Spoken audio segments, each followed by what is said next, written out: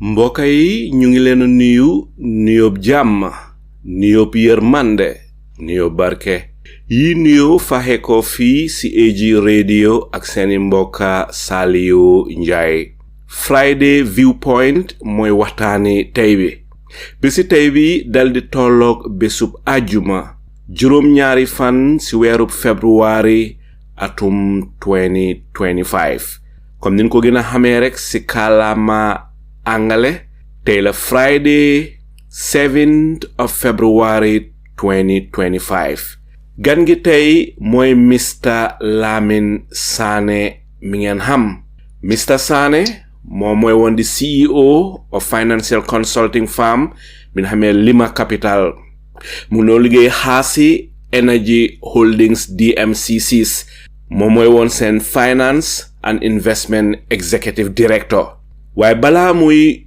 ñëw Hashi Energy Holdings sax mooy woon di CEO on technical assistance at the Gambia OIC Secretariat daanaka Mr. Sanneh moom aream domainam mooy banking liggéey si dëkk yu bari jaar si companies yu bari tey nag li ñuy waxtaanee mooy koppar for bu Gambia sun dalasi bi sun économie bi ak bor yi nga xam ne moom la réew mi amee bu no mbokk yi duma def lu dut ànd ak yéen rek ñu daldi dem jëli Mr. Lamin Sanneh Mr. Sanneh maa ngi lay nuyu di la sant di la gërëm di la jox sa wàccuwaay ba mat sëkk di la yaatal te di la dalalaat fii ci AG radio mais la rek nga daldi nuyu wante suñ déglukat yi bala ñuy tàmbali waxtaan ji.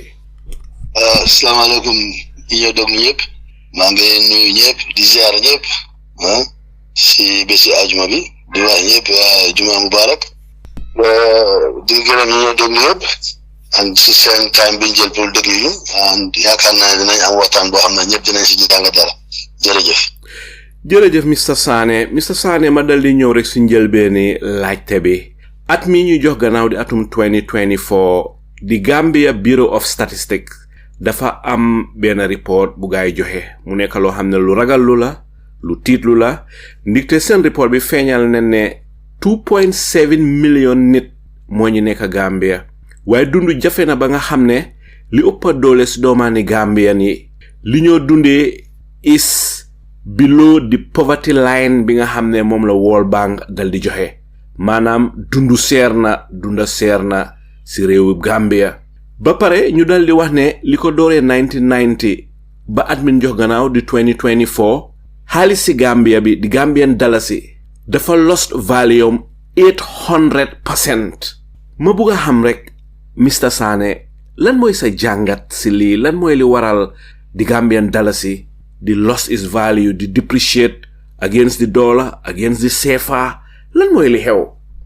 jërëjëf Alaaji Salou si laajte boobu laajte bi nag dafa xóot torop parce que réew mu nekk nu muy doxee sa xaalis dafa am ñi koy soxla yow ngay soxla xaalis yi ñeneen su fekkee ne réew mu ngay dox ba ñiy soxla xaalisam bari tut comme ni moo soxla xaalis ñeneen loolu moo dee waral xaalis yi réew dee wàññi doole bi dee wàññeeku ma jox la exemple bu ndaw CFA bi ñoo wax ne CFA xam nga CFA bi juróom ñetti réew ñoo ko sexa ñaari CFA moo am nga CFA boo xam ne boobu mooy West Africa boobu mooy Senegal ak ñeneen Niger da nga am beneen CFA boo xam ne Cameroun la Central Africa ak fana Equatorial Guinée Gabon ak yooyu ñoom ñoo bokk CFA boobu noonu Gambian Dalasi bi comme ñun dañoo trade ak Sénégal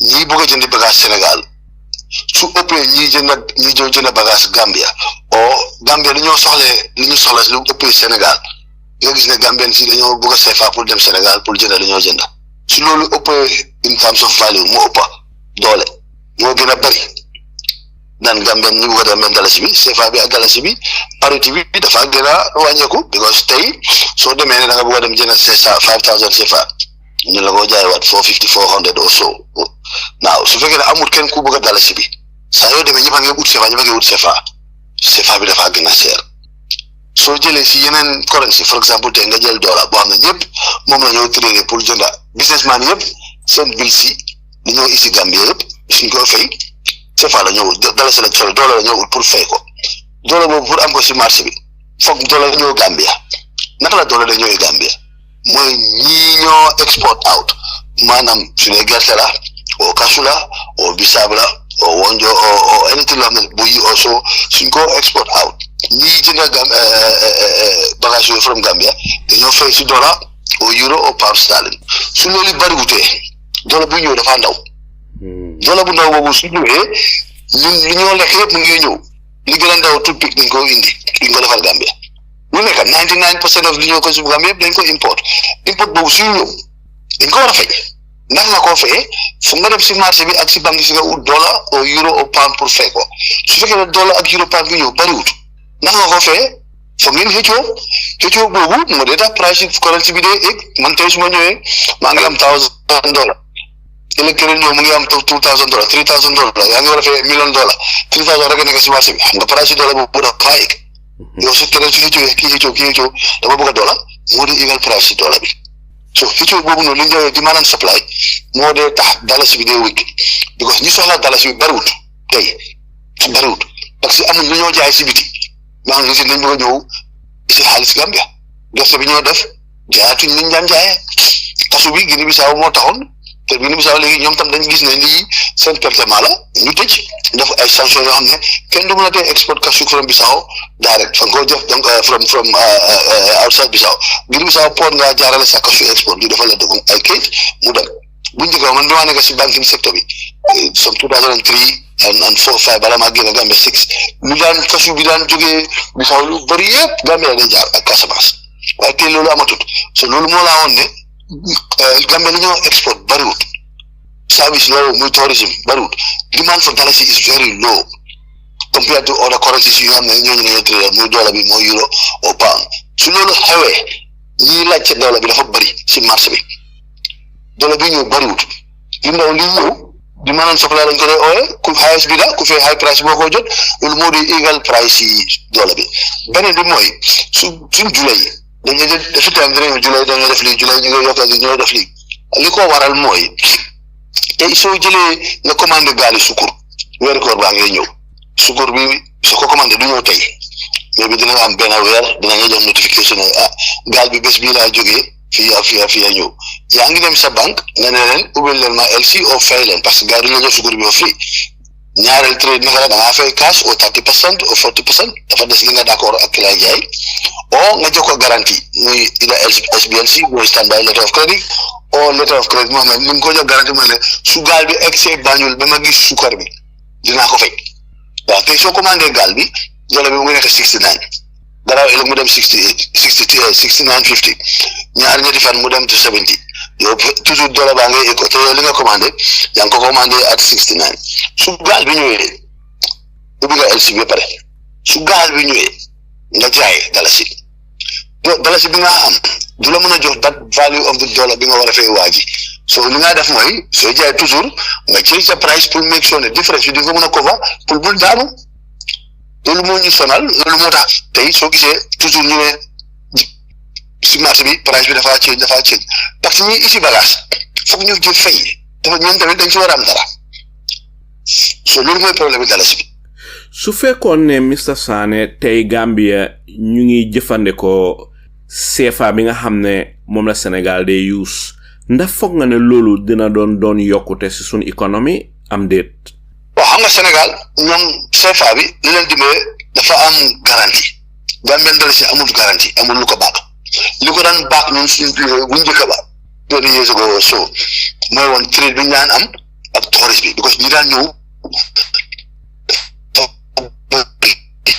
suñu dafa bëri woon léegi amatut Sénégal leen dimbale dañ am euro backing the French Central Bank moo garantie CFA bi tey soo xoolee CFA bi ak euro bi dafa fixe suñu buñ commencé so tey euro CFA bi is fixed so Senegal CFA bi ñoo use suñu bëggee def seen transaction moo tax Senegal seen transaction yu bëri ñu leen gënal ñu def ko euro because it's fixed parity du wàcca it's 657 or so par CFA to 1 euro boobu dafa fixe France yi seen central bank moo jàpp CFA bi through the euro backing because ñoom ci euro zone bi lañ bokk because French system bi Senegal ak ñeneen ñi nekk ci CFA zone bi dañu am huge deposit with the French central bank for 60% of their forex is deposited with the French central bank French treasury bi loolu moo tax ñu back CFA bi soo xoolee tey CFA bi ak dollar bi dafa des ci euro ak dollar euro bi ak dollar bi su nekkee 1.1 boobu nga multiply by the rate of dollar mu jox la CFA dollar loolu moo dimbale CFA Sénégal dalasi bi amut loolu suñu amoon lu ñu garanti dalasi bi li téye dalasi bi comme bu njëkk ba activité suñu amoon Gambia export of gerte bi kasu bi tourisme bi ak sa port bi sax moo si gën a tax daf ñoo dimbale ak tey amuñ loolu ñu ñàkk moo ñu sonal soo bàyyi xel Sénégal yu bëri Gambia lañ daan soppi ne suñu daan ñëw dañ naan si franc CFA daa moom French amutoon euro c'est franc lañ daan use ñu si CFA suñu defes bi mu ngi fees ñu ne daan isi currency boo xam ne banque yi dañ ko daan def under shipment mais ne every ajuma danañ jël xaalis boobu noonu yëpp ñu ship ko def ko seen account yi ñu mun a fay LC yi seen clients yi am locally international ay loolu wàññeeku na tey ndeysaan waaye français yi ñoom ñoo baag di Sénégal yi CFA lan moo tax ñun anglais British yi baagoon di Gambian Dalasi the operating system to be because British people independence they give us autonomy. You know responsible for financial affairs, economy and everything. France they kept the financial control within their means. They currency will not back, put them in trade. Angle dafa lolu ñom franc angle fu ñep ku nekk da am sa currency motax gisula ECOWAS Gambia Nigeria Ghana ak Sierra Leone ñu ngi try pour def seen own currency called ECO loolu ba tey mënut a taxaw because convergence guidelines yi fa nekk su Gambia nekkee Sierra Leone ngi gannaaw te mënuñoo nekk at the same level seen économie du nekk at the same level so paramètres yi gars yi sotoon pour def convergence mooy pour soppi ko use euro bi mënuñoo nekk benn level ñoom ñëpp ñeneen si dëkk yëpp ba tey mënuñoo nekk benn level Ghana amoon na problème bu yàggut balaa élection si gisoon nga li fi xewoon de bor yi ñu jëlal international mënuñ koo fay because of they have some issues currency limit World Bank ñoo ñëw jàppale leen bañ adresse problème boobu waaye Ghana am na loolu def export so ñoom seen bos dafa nekk temporal rek ñun nag suñu bos mu temporal because amuñ that level of product yoo xam ne dinañ ko mën a jaay si biti pour dimbale ñu ici foreign currency si dëkk bi. ma bëgg a xam rek Mr Sanneh su fekkoon ne tey Gambia ñu ngi use CFA bi wala su fekkoon ne West Africa dañ am benn currency ñu ko use ndax loolu dina doon yokkute si suñ koom-koom gi am déet. xam nga affaire currency pour dimbale ci ak jaay la it's a medium of exchange moom ngaa meesoo li nga jaay suñ amoon ñun ñëpp suñ d'accord ne benn currency la ñu comme CFA bi xam nga tey CFA bi dangay ko use in West Africa yëpp benn currency la dafa jàppale banking bi mun ngaa nekk Sénégal nga fay di same currency pour jënd bagage Mali nga jënd bagage Burkina jënd bagage Côte d'Ivoire jënd bagage Niger ak Bissau daf ko yombalal te du seer te dina dimbale koom-koom bi dina dimbale banking system bi parce que xaalis yi dañ ko doon move within benn currency la yes loolu sax amoon dina doon jàppale dëkk yu ndaw mel ni Gambia parce que Gambia at least export bi ñoo mën a def dañoo jënd from Sénégal Mauritanie ak yooyu noonu te leen doon jàppale waaye dafa loolu pour mu am dafa difficult trop alaaji parce que loolu dafa la ci seen économie bi am na yeneen level si ngeen xam ne paramètres yi gars yi seet for convergence foog nga nekk bi benn soo bàyyi xel euro dañoo ñëw euro dëkk yu bëri mënuñoo ne bokk anglais sax ñoom dañ bañ parce que kan nañ ne bu seen interest réew pour bokk si mécanisme bi exchange mécanisme bi muy euro because daf leen a sonal waaye tey gis nga ñoom seen économie nu mu gën a dëgëre mu ngi gros nu mu bon seen économie baa ngi gros bokkul si euro bi waaye sonal na leen si beneen côté booy liggéeykat so currency single currency bi dafa am yoo xam ne da nga fi am gagnement am na yoo xam ne foog nga perte waaye baax na ngeen nekk soo leen nekkee comme ECOWAS bi comme dañu free movement of people and goods and services and stuff like that ñu am currency bu ko mën a dëgëral waaw boobu dina dimbali dëkk yi tamit fi mu nekk ma dal di ñëw si ñaareeli laajte bi Mr Sanneh lan nga foog ne mooy li waral sun dalasi bi di jóoru ak lan nga foog ne mooy li dëgëral xaalis yu mel ni euro bi ak dollar bi ak CFA bi ba pare ndax foog nga ne central bank mun nañoo intervene pour stabilize the Gambian Dalasi ndax mun nañ loolu. waaw loolu benn si seen version la moral situation on in economics ñoom as a bank loolu seen taxawaay la ndax mun nañ ko loolu beneen waxtaan la parce que loolu soo gisee yeneen dëkk yi saa yu seen currency bi di daanu rek central bank dina dugal dollar o pound o euro si marché bi fekk ñoom am nañu réserve te ñun si réserve si amut lu doy doyut pour fay invoice yi importation bi ñoo def sax mo raxas si doy di ne da ngaa dimbale système bi pour maintain dollar bi o euro bi o pound bi parce que central bank si boppam amuñ dat foreign currency reserve boo xam ne mën nañ ko use li ko waral nag dinañ si waxtaan lu tax loolu am waaye central bank bu nekk soo xoolee seen mandat loolu si la bokk pour make sure one currency bi mu stable make sure number two interest rate ñu manage ko ba nga xam ne économie activité dina am and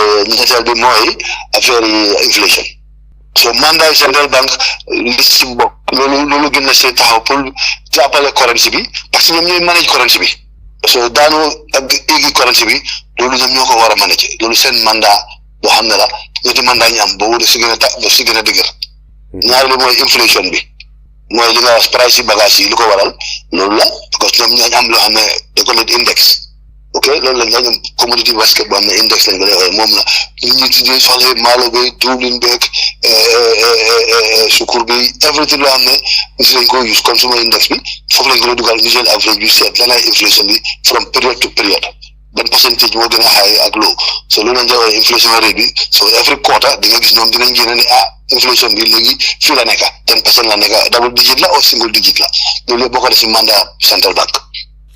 ndax mun ngaa fàttaliku fu Gambia government wala central bank bi intervene pour stabilize the dalasi ndax lu mel ni mus naa am si in the history of the Gambia.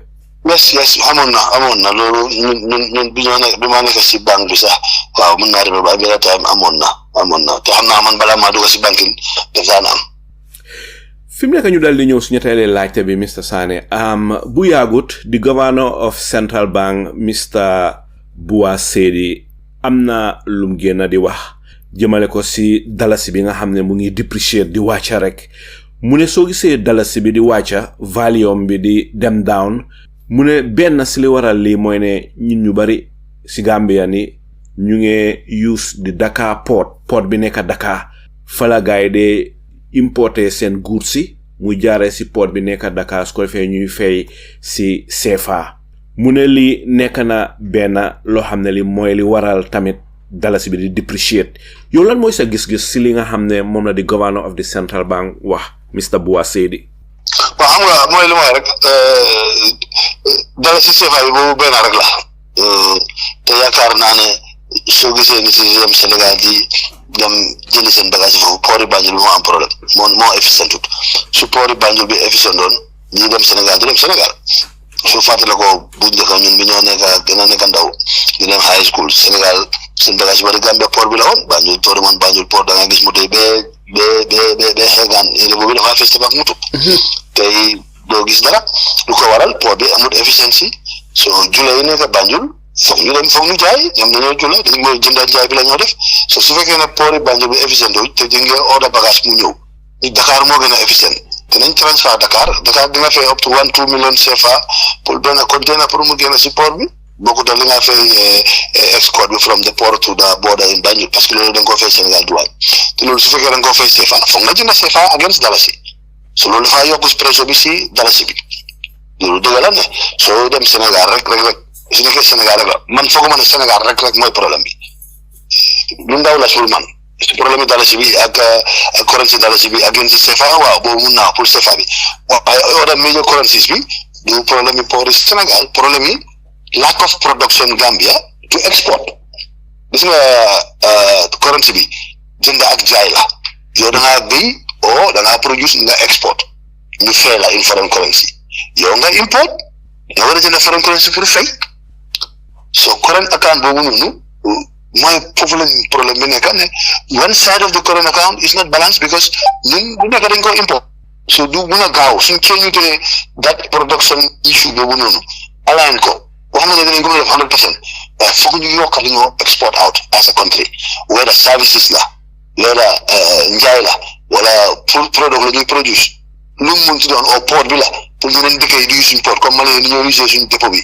dañ war a more services to it pour mun a am more payments coming into Gambia in foreign currency loolu loolu nga mën a use pour adresse dalasi bi amut beneen wéy bi nga adresse dalasi depreciation bi amut foog nga yokka demand for your dalasi loolu moo gën a sustainable moo gën a dëgër. waaye nag dafa am benn National Assembly member ku ñu ooyee Alaaji Mbow moom mooy di National Assembly member bu Upper Saloum moom li mu wax dafa utee ali nga xam ne moom la governor of Central Bank wax di Mr Boisedi moom mu ngi ko blame si li Gambian yi di use di Dakar port pour bagage yi nga xam ne marchandise yi nga xam ne mooy day di Alaaji Saliou loolu ndaw la ñaata conteneur mooy jógee Sénégal di ñëw Banjul si weer bi affaire yi ne CFA bi li nga use port bi moo tax Gambian Dalasi bi week against CFA loolu mun naa seen waaw pour CFA bi xam nga du CFA bi rek moo tax Dalasi bi di wàññi because yaa ngi am Dalasi against dollar against pound against euro demand bi fa CFA su bëree obviously Dalasi bi against CFA dafa am relationship su fekkee tey yaa ngi am 20 million CFA pour jaay nga am fukki nit ñu bëgg a 100 million or 250 million CFA highest bidder bi gars yi highest bidder bi la ñoo jaay highest bidder bi mooy li nga jëndee CFA bi dafa yokku soo ko doon jëlee 450 or 500 or 600 dina do 700 parce que ñi ko bëgg a période boobu dafa bëri te li nga am bëriwul so it's normal economics it's demand and supply the highest bidder gets it pression boobu moo si nekk mun naa d'accord ne su fekkee ne CFA bi rek la pour dem jëli Banjul fa naa am na leneen li si nekk lu wutee port bi am na produit yu bëri yu jógee Sénégal a ngi produce léegi saabu vinaigre li fi nii ñoo toogee lu bëri Sénégal laa jógee ndax du ñu ko gis si marché Gambia bi trop yaa ngi ñëw everyday di isi saabu omo mada I don't know what the other brands are waaye ñu ko jëfandikoo Gambia loolu value boobu dafa rëy su fekkoon ne tey Gambia dafa nekk dëkk boo xam ne dañ fee defaree lu bari moom ay factories yu bari xanaa mun nañoo wax ne su boobaa dalasi bi dafa nekk in high demand te ñi ñëw jënd si fii dafa bari xanaa bon loolu mun naa yokka suñ dalasi bi mu gën a am doole am déet. moom la wax ne la yow su fekkee ne te yaa ngi am bitik nga jël simple dama bëgg a def pour mu gën a ñëpp mën a understand yaa ngi jaay li si saabu ak omo rek ngaa jaay yow sa omo bi mu ngay jógee Europe sa saabu bi mu ngay jógee America saa yoo commandé mais bi ñaari conteneur ñetti conteneur mu ñëw loo jaay dara si ngaa jaay parce que mun loo jaay euro mun loo jaay dollar yi am Gambia dara si ngaa jaay su fekkee ne dem nga ba bëgg a jënd beneen conteneur yow bi nga ordre conteneur bi dollar baa ngi $70 te nga ñëw pour fay bor boobu noonu dina dollar bi $72.50 wane na ne dalasi bi daanu na $2.50 bu tuut yow bi nga commandé bi nga war a fay yow lan nga fa de loolu gaa def dangaa yokk sa price bi pour make sure ne nga xalaat ne saa bi maa jënda mais bi dalasi bi dana nekk $72.50 $73 suma price bi maa jaayee tey foog ma boole si loolu parce que su ma ko defee suma gagnement bi damay perte te man nekk ma si business pour perte so yow as a businessman noonu nga xalaatee loolu moo tax pression bi day nekk si kaw dalasi bi parce que ñoom li ñoo commandé dañ ko indi si biti amul fii tey suñu doon defar saabu omo ordre sa wel li ñoo commandé yëpp tuuti meew tomato ketchup mayonnaise ak yooyu yëpp local yi kenn du soxla $1 pour jël fay da ngay dem jënd si usine bi def ko sa bitik nga jaay dala si ngay fay mu mel ni Mr Sanneh bon lii moo dee waral bagage si dee seer ndigte su fekkee ne ki ko import su fekkee ne dalas bi dafa daanu bon kooku dafa yokk affaire yi ko defee price bi gën a high si consommation mu mel ne at the end of the day ñun ñi day jënd ñoom ñooy fay di difference ñoom ñooy sonn ñoom la affaire yi di gën a affect moo tax ñëpp di complain ne dëkk bi dafa seer parce que yow yaay fay tey soo jëlee saako maanaam ñu ne 2200 ëllëg nga dem ñu ne 2300 saako lu jóg ñu ne 9850 nga dem ëllëg ñu ne 1000 or 950 nga demaat gannaaw ëllëg ñu ne $1000 extra cost boobu noonu dañu ko def tous ñun jëndkat yi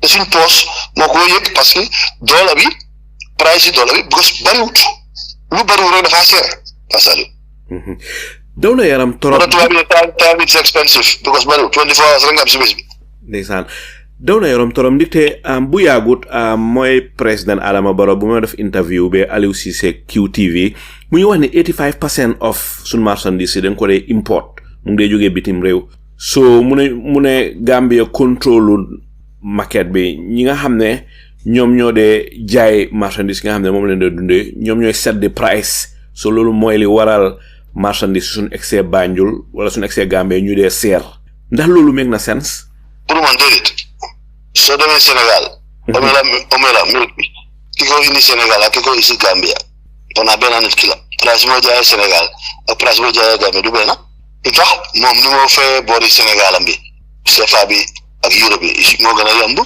parce que dina mën a am euro si marché bi pour fay fii Gambia doo am dollar soo demee si banque bi $5,000 sax balaa dina jël 2 months balaa nga ko am lan moo waral loolu parce que amul dollar amul si dëkk bi amul luñ export pour am dollar kenn saxlu dalasi bi mooy li ma la wax rek dalasi bi ba lañ koy soxla dafa am lu ñu jënd fii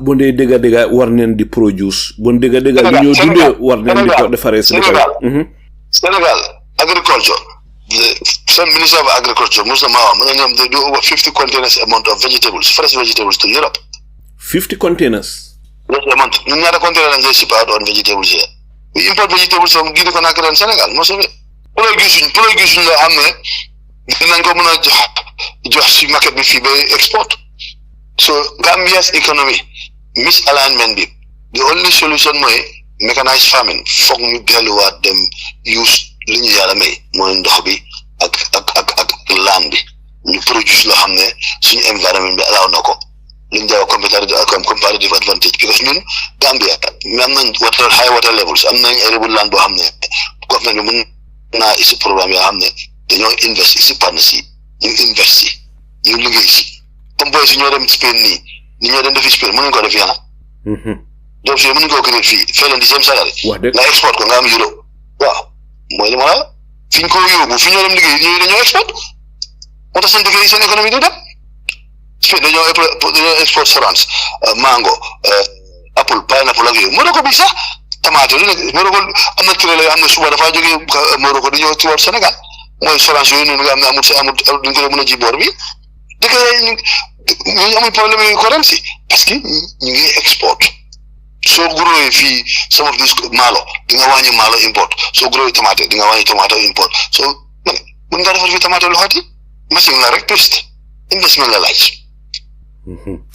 loolu dafa wàññi importation tomate bi nga xam ne loolu su importé tomate soo wàññee ak maalo ak diwlin nga defar ko fii ak diwtiir dina tax dalasi bi pression bi dafa wàññi si dalasi bi parce que ñu datuloo dollar pour fay pour maalo bi nga substitute fii o diwlin bi nga defar fii o tomate bi nga defar fii because yaa ngi ko defar fii danga ko jaay moo tax bi ñu waxee ne am na ku doon defar tomate yundum dama si kontaan na it's good ñu start to produce some of the things that we consume as a country ñu control tamit because dafa am wérgu yaram effect bi ci nekk yu bëri ñëw fi xamuñ fan lañ ko def ni ñu ko defaree dañuy bind rek def statistique bi rek ñu ne waa fii la jógee te xamoon ni nga ko defaree te loolu mun naa koos jàngoro sax day koos jàngoro lekk yi ñu fi ne ici dafa bëri c'est ça amul contrôle amul qualité contrôle di nga gis yeneen drink si supermarket yoo xam ne ñu ko dañ ko import yow mango bi nekk fii tomato juice mën nga ko defar fii orange juice mën nga ko defar fii mango juice mën nga ko defar fii Mr. Sanneh ma bëgg a xam rek li nga wax ni na ma ne nguur gi xam neen ko lan moo tax nguur gi su fekkee ne xam neen li nga wax ni lu tax defuñ ko pour dund mun a yomba si dëkk bi waaw xam nga nguur bu nekk da nga am sa priorité di nga am sa blueprint ne lii laa bëgg a def agriculture dafa lekk loo xam ne du paper agriculture du ne dama bëgg a def lii si paper bi foog nga am the passion foog nga am góom bi foog nga def si temps ak alal loolu mooy dox gis nga dëkk yi am agriculture yëpp nguur gi dafa jàppale xoolal Europe pharmacie à millionnaires ñoo ba xaalis ñëpp dañu am subsidy wax dëgg America Canada gis nga tarif right now turam mu ngi xuloo ak Canadiens si on tarif ak Mexico ñu ngi koy gis bu tax ñun suñu béykat yi nga xam ne sawar nañ si béy mun bëgg nañoo béy mënuñ leen a jàppale boo xam ne dina mën a jox kenn 2 kilometre 1 kilometre or whatever ici la part na boo xam ne da nga liggéey ak moom mu invest ngeen ici community bi yëpp create job in the community area boo xam ne xam nga ne fii maalo def fee sax dina fi dox fii sorance dina fi dox fii tomate dina fi dox lu bëri fii kanja dina fi dox fii liñoŋ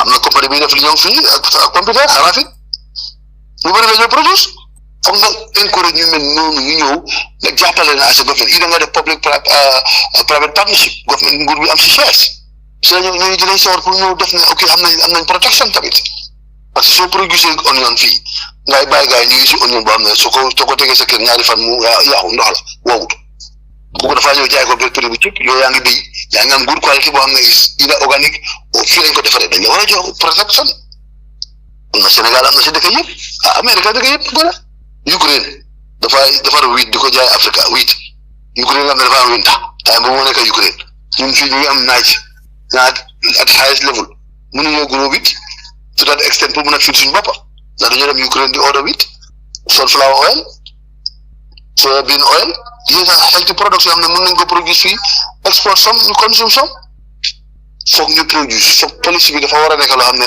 du on paper waaye dañ ko ci foofu. ndeysaan digga daw na yaram ne ndeketewoo suñ prioritize digga mu war nañoo mun a fiit suñ boppa Gambia war naa mun a dundal suñ boppa su fekkee ne suñ njiit yi def neen liñ war a def lii nekk na lu daw yaram maa ngi seeral yoon am na période boo xam ne on from March ba September local rice moo dee jar low starch ku dee import maalo sax xam na ne su ma gisee maalo time bi du jar man bi ma faa nekk di ron banque bi maalo boobu laa naa nekk plate période 3 4 5 months yoo xam ne maalo boobu laa di jënd te maalo boobu foofu lañ ko defaree Sierra Leone foofu lañ ko defee Sénégal amoon nañ programme bi man amoon naa si customer boo xam ne biñ ko doon defe naa lu turu benn si banque yi ma def advisory foofu lañ ko defee dafa am woon lu fi nam nii la pa booy bi ma jënd ko si moom plateau bi sax mu ngi seen bi dem naa def foofu gis naa ay doomi Sénégal ñoo fa liggéey si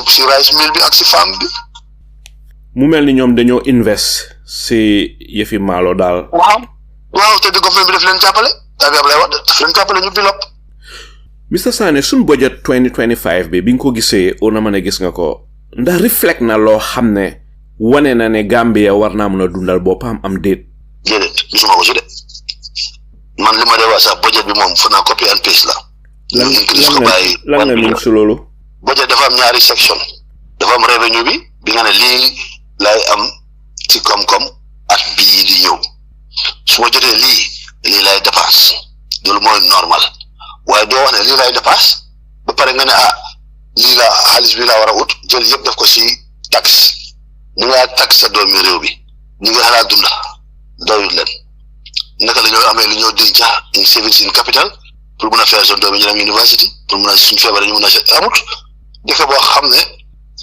si bor laa dundee du dem parce que yow sa kër tey soo am £10,000 a month or so nga bëgg a spend 11,500 yaa ngi short 1,500 da nga koy dem lebi overdraft si banque bi charge la interest so yow overdraft boobu nga continuer for the rest of the year simple just simple la so dëkka yes ñëpp a ngi jël bor waaye bor soo ko jël tamit da nga koy dugal si loo xam ne dafa isi loo xam ne dina mun a fay bor bi budget bi dëgg la recurrent expenditure mënu ma understand every time nga am budget boo xam ne da ngaa jënd furniture du doon teel a yàqu noonu xanaa dañ jëw bi ministre yi every at mu ne ma ne gisuma si loo xam ne gis naa dañ bëgg a change turn down the economy pour mun a njëriñ ñëpp salary increment baax na ñu koy soo liggéey di nga yaakaar ne every year di nga am small promotion d'accord naa waaye ñi ko leewoo foog nga am process boo xam ne di nga xam ne pas salary at bii passé def na lii jar na promotion te daa ko jox salary increment product effectiveness ak production dafa ànd moto yi ñëw jënda ku lan so gisuma si loo xam ne dafa moo tax ma ne la copy and paste la parce que man foog naa ne revenue bi gars yi dee wax at bu nekk ñaata lañ dee collecte te soo ma ne woon suma budget bi 22 billion la 23 billion la so revenue 22 billion nga adjust minus grants right so sa revenue base boobu noonu ñaata nga collecte at bi passé ak lu tax nga war a dem from 22 billion or 21 billion to 22 or 23 billion moo tax nga gis problème yi project yi ñu start yoon yëpp mënuñ koo finance because liñ project ne loolu lañ ko fondé xaalis amu fa te li nekk na lu daw yaram at mu ne rek nii la ñuy demee te yaa ngi wax lu am solo ndik te at mu ne ñu ne furnitures office furnitures te ñun ñëpp xam nañ ne office furniture ni du loo ko every year pour jënd ko so la te every year su budget bi ñëwee rek ñu faa def ay office furniture loolu nekk na loo xam ne lu daw yaram la fi mu nekk Mr Sanneh ma dal di ñëwaat si beneen laajte bi yow yàgg nga liggéey si banque si xam nga yi fi xaalis di moo demee dafa am loo xam ne dafa xew dafa jaaxal Gambien yu bari dafa am benn waa ju ñoo ooyee Mr Lamin Marong dafa àndoon na ñaari xaritam kenn ki Lamin Dabo keneen ki Famara Njie Lamin Dabo mu jóge Farato Famara Njie mu jóge Sancaba bi gaa ñëwee ba Junoy si checkpoint bi police yi just a routine check up ñuy seet seen moto yi ñu fekkee ko $57,800 on top of that ñu gis ne mu nga amee tamit $370,000 bi ko police yi laajee yow foo jëlee lii mu ne benn borom ndombo tànka bu mag kuy liggéey ci Central Bank of the Gambia moo ko jox so mu wax police ne leen soo leen buggee xam xaalis bi fi mu jógee da ngeen a laaj borom ndombo tànka boobu di liggéey Central Bank yow mus nga liggéey ci banque Mr Sanneh nga gisee lii nga xam ne mooy li xew ndax di governor of Central Bank wala kuy liggéey ci banque bi mun naa jël xaalis nu mu ko neexee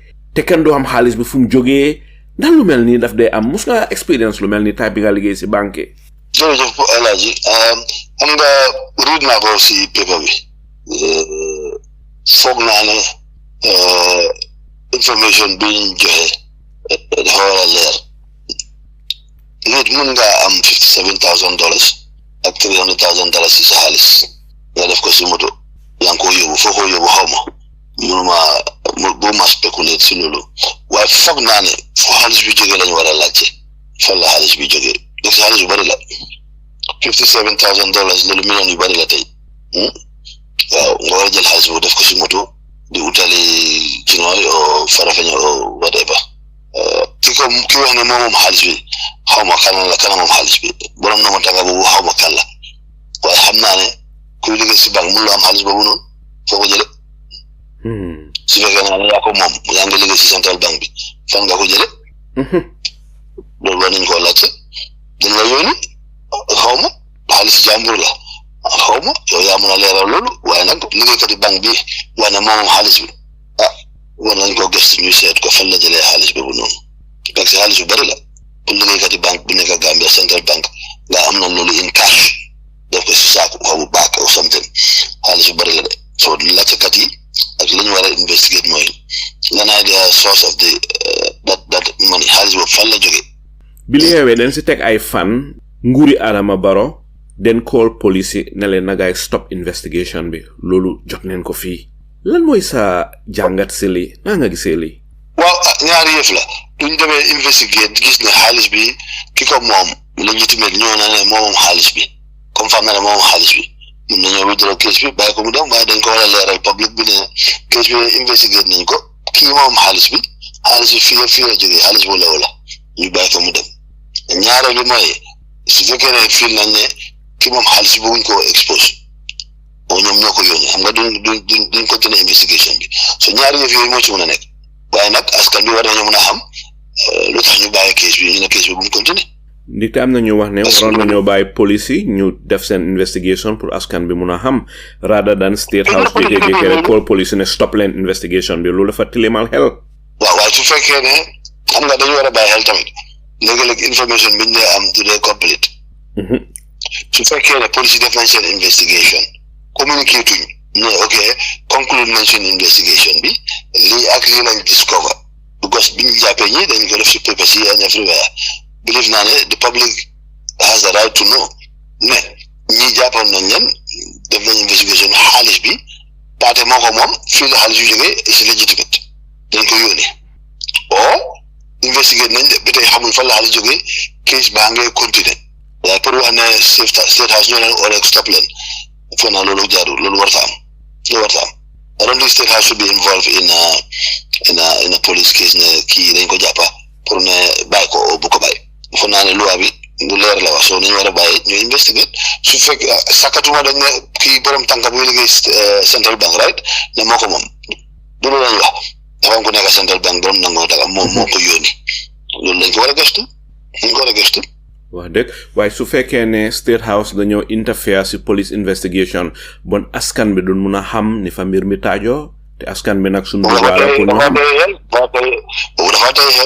dafa tey xel wax dëgg boobu tey na xel waaw Mr Sanneh ñu dal di ñëwaat si beneen laajte bi 2022 naa ne ñaar ba ñetti at si gannaaw Central Bank bu Gambia den ne def neen agreement nangu too seen diggante a benn compagnie bu mag bu ñoo ooyee British High Security Paper and Printing Technology Company ñu xamee ko si Delarue Limited fi mu nekk Central Bank ñu ne def neen agreement ak ñoom pour ñu ñoo printal suñ xaalis bi suñ banknote si ma bëgg laa laaj foo nga ne lu safe la ñuy printer suñ xaalis bi si yeneen dëkka bi ko ñay print xaalis bi mun nañoo print xaalis bu bari jënta ñoom itam pour seen boppa ndax corruption mun naa am si ñuy printer xaalis bi si yeneen dëkka xam nga fam history Thomas Delarue ñoo daan print xaalis under the First Republic bi Yaya Jammeh ñëwee ñu continuer ñu stop leen ñu génne leen dem Nigeria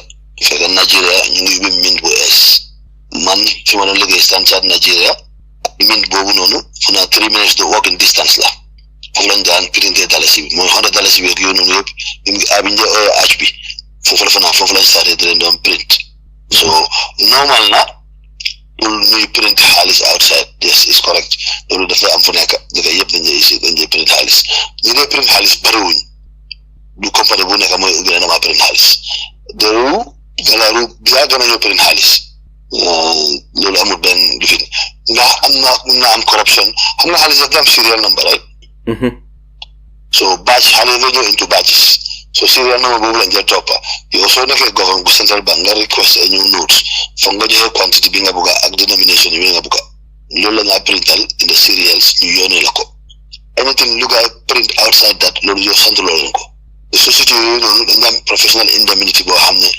duñ ko def parce que jarul leen ko li ñoo fay li ñoo yàq si seen business moo ëpp lañ see gañe so du jógee si ñoom printing bi ñoo def duñ ko def foofu noonu non so li nga dégg kind of vidéo du ñoom ñoo ko dee def loolu beneen boor la day jógee bu is illegal mais ñoom contrat bi nga signé ñoom is to replace bad notes or mutilated notes yi ñoo ñëw pour lakka leen yooyu soo lakkee li fi nekk notes yi di nga laaj $5 yi li laa lakka $20 yi li laa lakka li laa lakka xam nga dëkk bu nekk économie dafa am lu ñoo money supply ñaata xaalis moo war a sakkulee Central Bank ñoo ko dee determine pour control inflation xam nga xaalis su baree rek daf dee cause inflation too much money cash in the system baaxut waaye less money tamit su xaalis ñàkkee tamit baaxut cash bi mun naa ñàkka but other means of payment mooy plastic cards yi digital platforms yi yëpp xaalis la te wallet yi nga dégg ni yëpp APS wallet Wave wallet nangam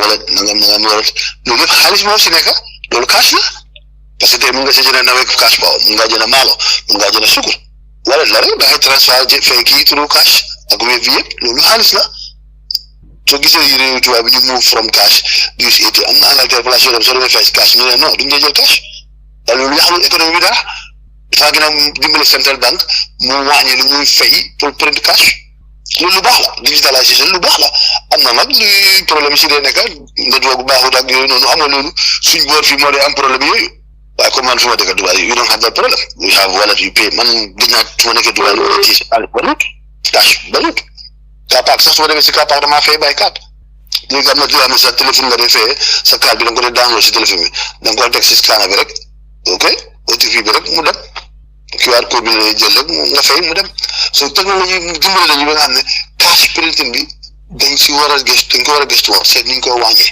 parce que toujours nga dégg ne Central Bank ñu ko dem naka xaalis yu bon non xaalis yu bon yow ne dañ jël ak yëpp dañ jënd nga loolu beneen question la. te foofu laa doon ñëw si sax Mr Sanneh ma bëgg a xam rek Mr Sanneh ndite boo ñu yow Gambia gis nga xaalis yi fa nekk am na xaalis yoo xam ne dama dee waaru si yàlla xaalis bi tilim na yenn xaalis yi ñu ngi ko mu nga dogat den ko dafa dogat ba nga xam ne ñu ngi ko selo tape waaye still dafa sakuleet ma bëgg a xam rek xaalis yu tilim yi xaalis yu xotteeku yi su fekkee ne dem na Central Bank ak li ma dégga mooy ne Central Bank dañ ko war di replace ak a new banknote ñu jël xaalis yu yaaxu yi jëntaleen su ko defee xaalis yooyu dañ ko war a jël pour dem destroy ko Okay. Correct. Lima lache moy yow liggéey nga ci bank. Ñan ñoo responsible for the destruction of these old notes? Ndax am na checks and balances yoo xam ne dinañ gis ne dëgga ñii lakkaneen xaalis bi ndikte su fekkee ne amul checks and balances yu monitor loolu mun nañoo wax ne lakkaneen xaalis bi te lakkun ko comme rek bu yaagut cocaine gin dégga ne am police dañ ko doon lakka after ñu dégga fi ne lakkun ko dafa am yu si gaa yi jël ma bëgg naa laaj su ñëwee si xaalis bi ndax banques yi am nañ checks and balances pour gis ne old bank notes yi ni lakkaneen ko waaw xam nga loolu responsibility central bank la the management of the notes waaye tamit just one step back gis nga xaalis dafa am quality Angleterre pound sterling bi soo ko téyee doo gis mu tilim o mu mel manda boo xam ne comme ñun suñu dalasi nu moo mel euro bi the same coming to the management of that process central bank rek am right over that benn bank amul right over that su sa xaalis su amee xaalis yu bëri da nga ko doon yóbbu central bank ñu change ko so you pass that responsibility as a commercial bank to central bank so yoo jeexal nga soo demee dañ la delloo xaalis ba soo yóbboo loolu dañaa change xaalis yoo la xaalis ba ñoom ñoo dee manage that process of how to destroy that mutilated notes now dafa am procedure dafa am check and balance yes am na procedure si banque bi ni ñoo yaaxee xaalis boobu noonu ak replacement ndax foog nga ne lu possible la ñi liggéey si banque bi ñu jël xaalis bi ñu war a destroy jël ko fraudulently ndax loolu lu possible la suñ fa defee CCTV ak yooyu la nga loolu mënta am suñ fa defee CCTV muy monitor that process xam nga kenn mënta def loolu the question now is whether def nañ fa CCTV to monitor that because xam nga affaire xaalis moom mënuma vouch for everybody de boobu moom xaalis la moom people are tempted with money so I'm sure people will try to get part of that mutilated money isi tane waaye nag su ko control mën nga soo fa defee CCTV to control that process yes you will have zero or nga am 100% no leakage but at least nga am minimal leakage because the CCTV is there to monitor that process nit ak xaalis moom loolu mën loo see vouch boobu moom lu ma si mën a vouchal kenn su fekkee ne de amut kuy monitor gaay Mr.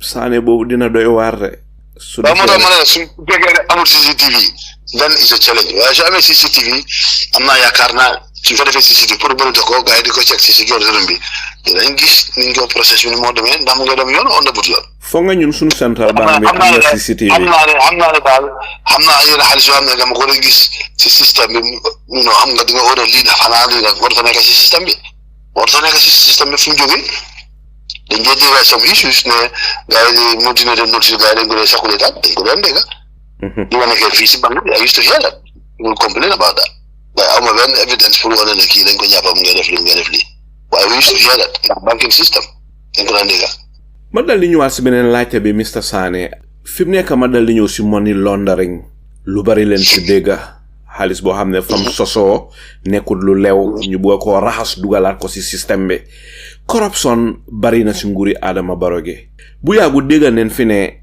te ki ko wax mooy Souleymane Ben Souare ñu doon def programme mu ne Angleterre amoon na evidence yu wér ne Sidi Ndiaye di deputy speaker of the house kër la fa bëggoon a jënd Angleterre foofu so mu doon waxee yenn financial institution xamul na naka la affaire yi mujjee waaye dégg na tamit ne demoon na America pour bugg a faa jënd kër ba pare jot neen fi ne ñu bari ñu ngi liggéey si nguur gi ñu ngi am kër abroad ñi la nga am kër Senegal ñi la nga am kër Angleterre America ak even Turquie sax dégg neen ne am na ñu nekk si nguur gi ñu ngi fa am ay kër xaalis bi nga xam ne moom la ñoo jëndee kër yi nii abroad ndax mun na ñoo wax ne money laundering daf si involve am déet alaaji xam nga am na si fu mu toll nii lu bari yombaatut comme ni mu meloon before money laundering li ko waral ngañ war a jëga seet tubaab bi waxuñu woon dara si money laundering waaye bi africain si doora di dem di denc seen xaalis foofu seen banque yi di jënd seen kër yi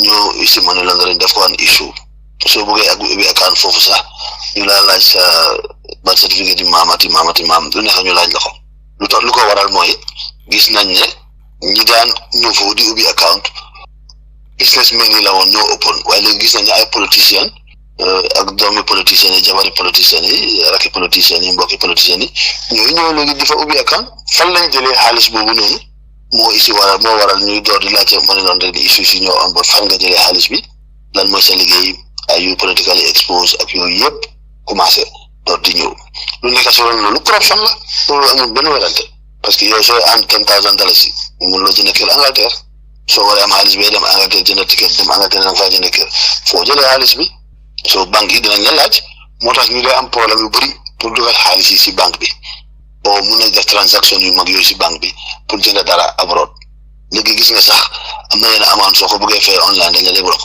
so mu ngi gën a difficult waaye nag the only way they can loan the money mooy ñu jël xaalis bi fee ko nit dem foofu jël xaalis boobu jëndee ko kër pour ëllëg ñu jaay ko clean up xaalis bi def ko leneen loolu mooy réalité bi mu ngay am du Gambia maa ne Gambia bokku si waaye mu ngay am international yi happening ñun toujours dafa tam am case yu mel noonu in terms of due diligence assignment to do due diligence ma find out whether these people in Africa claiming to have this balance sheet yooyu noonu ma validate balance sheet bi ma wax banks yi locally pour find out whether they have that facilities and stuff like that waaw loolu dëgg la waaye li ma wax mooy when it comes to the money laundering part source of xaalis bi dafa important nga establish ko ñu bëri duñ ko mën a establish moo tax soo filee forme léegi pour ubbi account dañu la lan ay sa source of income ñaata nga ansaari dafa am beneen source of income fi nga jëlee xaalis da nga am kër yow luwaas da nga am nangam ñaata doom nga am nangam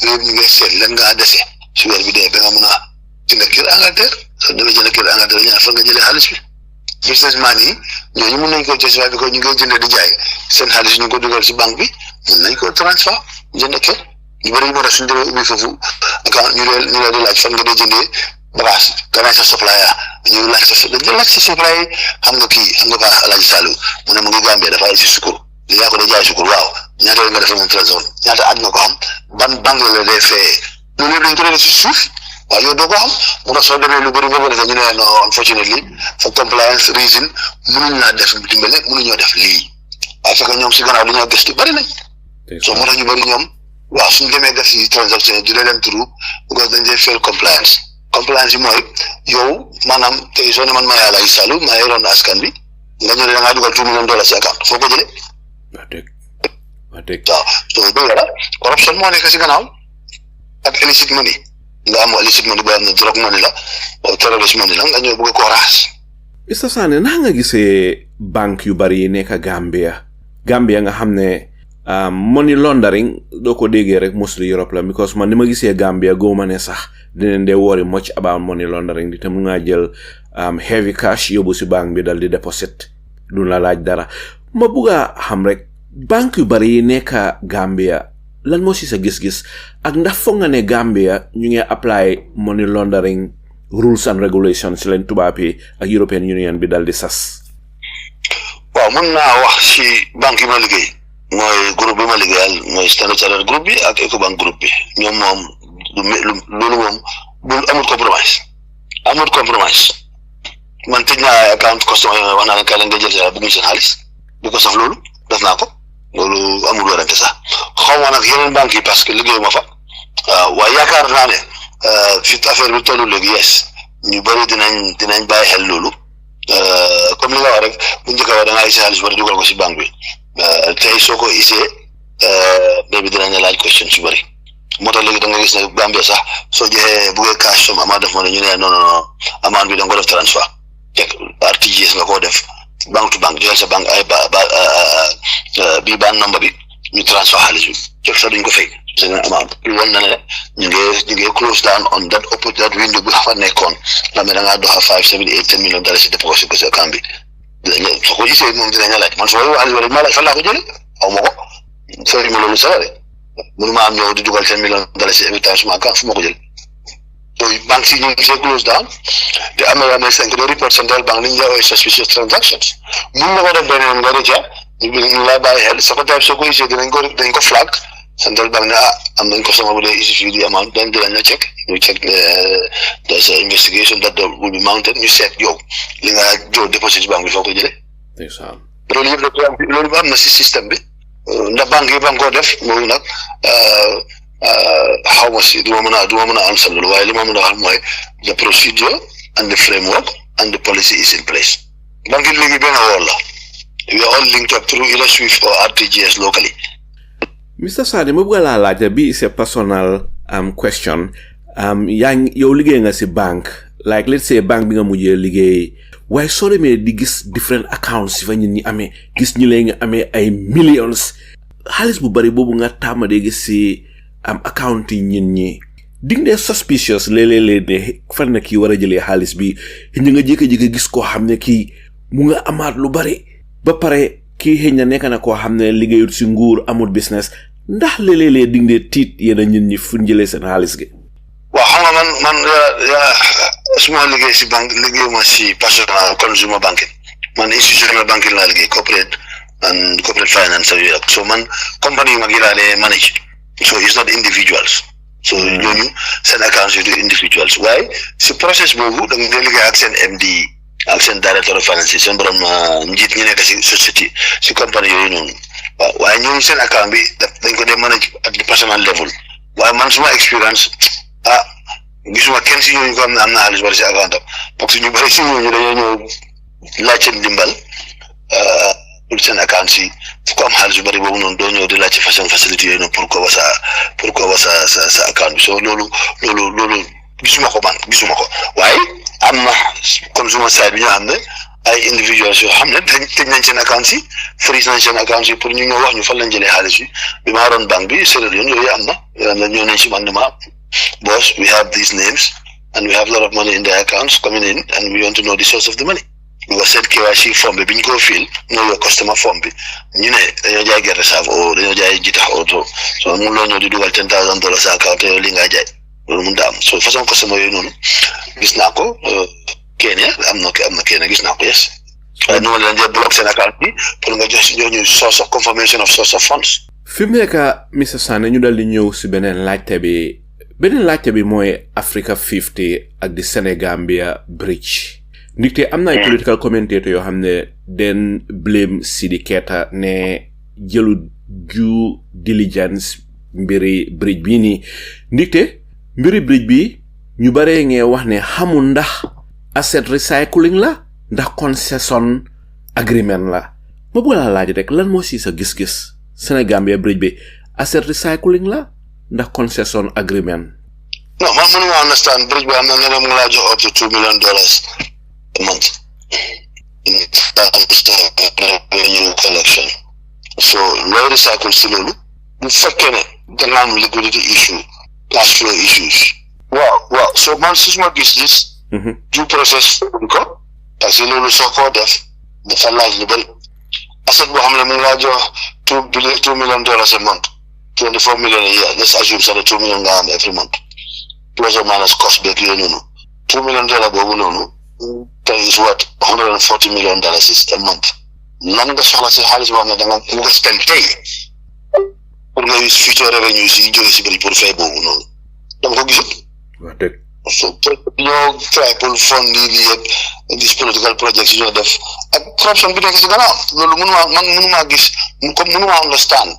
Ban necessity moo si nekk ban yàkkamti moo si nekk ban urgence moo si nekk du affaire lopitaan du affaire production boo xam ne dafa isi xaalis lopitaan wér gu yaram ñu jënd moto jënd furniture travel. Ndeysaan dëgg daw na yaram trop. ban urgence lañ nit bi nga xam ne we have to pledge this asset boo xam ne ñun ñoo ko moom mën nañoo jox $2 million a month at $70 tey $140 million a month minus plus or minus cost bi.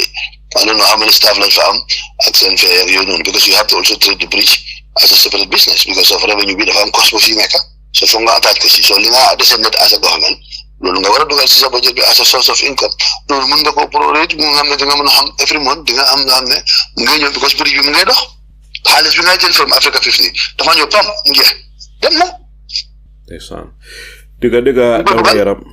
So man yaakaar naa ne loolu dañ ko waroon a gëstuwaat consult boo xam ne jël bor baaxut man wax ma ne dëgg yëpp a ngay bor jël bor loolu moom is normal waaye bor bi soo ko jëlee fan nga ko dugal lim laa indil defar yoon boo xam ne war a cost $600,000 nga def ko $1 million or $1.2 million xaalis boobu nga jël pour fay ko lu tax yoon boobu war a nekk $1.2 million mooy li nga xam ne ñu ngi dem dugg xaalis boobu la ngay jël moto yu war a jar $65,000-$70,000 yaa ngi ko jaayee $120,000 nga fay pour benn moto Toyota soo demee Toyota nga ne da nga bëgg a 50 fleets dina joxe good deal duñ la jox commercial rate, right? They will give you a huge discount. CIF Banjul. Mooy li ma rek physical discipline bi moo fa newul. Ndeysaan.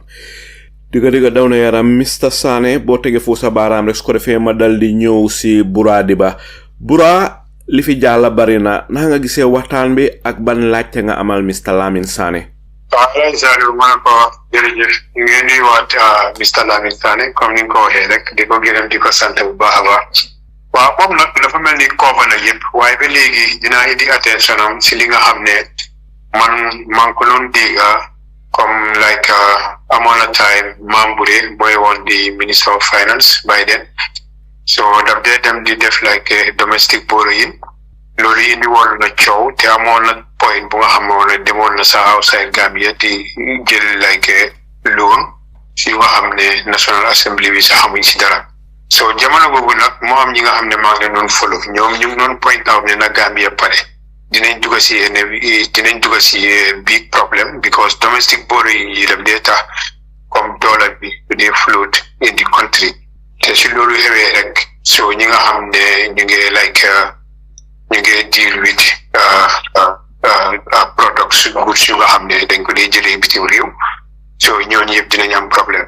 So moo am ñenn ñu nga xam ne tamit ñu ngi doon wax ne domestic borrowing yi tamit ñii di def time Yaya Jammeh sax daf moo def naan condition gaay because dañ change law bi so mu mel ni sooy jël dara jël loan in Gambia need approval confirmation by the National Assembly so sooy jël abroad boobu rek la ko soxla Yaya Jammeh moo change law bi so lii nekk lu nga xam ne mu ngi ñoo sonal so information yi ñoo dégg mooy dañoo dem interest rate bi so ñoom ñoo ko négocier Minister of Finance te du ko indi si National Assembly bi loolu nekk lu nga xam ne mu ngi ñoo sonal bu baax so bëgg naa tamit nga elaborate more about domestic borrowing naka la dee demee ak lan la nekk impact bu nga xam ne moom la ñoo indil si like dollar bi pour mu float in Gambia so jërëjëf.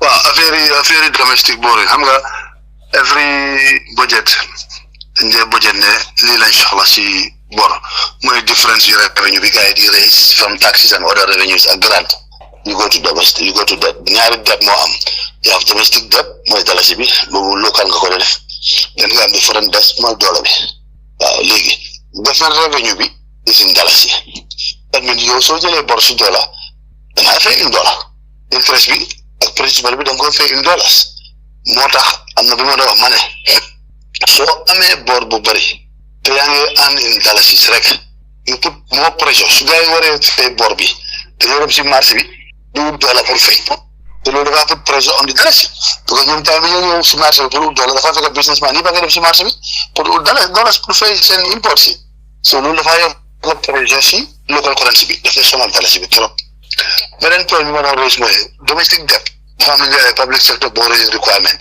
li ko dee determine mooy dafa ci jëlee dalasi te amul GRA ak ñeneen ñi ñu am tight ñu seet ñaata dalasi la soxla ñu def T-bills 1 year 90 days 6 months ak yooyu sukuk bi pour jël xaalis si local marché bi so banques yi ñu jënd loolu as an investment so central bank nag dinañu wax sukuk is 6% or 7% or 8% for 3 months for 1 year for 8 months for 9 months for 6 months ba pare def sukuk loolu la ñoo jaay si marché bi pour jël dalasi si marché bi mun ko dugal si treasury bi pour ñu mën a def expenses si gars yi expenses loolu saa ñu ko defee rek di nga gis interest rate dafa dem kaw because ñu ngi compete ak ñun ak man maa yow ak businessman yi dem si banque bi di leb pour sampa kër la pour order bagage la pour fay school fees or whatever the moment they have that T-bill time going in yaa ngay jox banque yi option ne damaa dugal xaalis si government moo gën a óor ne boobu du fal dinañ ma fay oo ma jox ko Lamin Sanneh nga xam ne mun na ma ñàkk a fay fan la banque yi di dem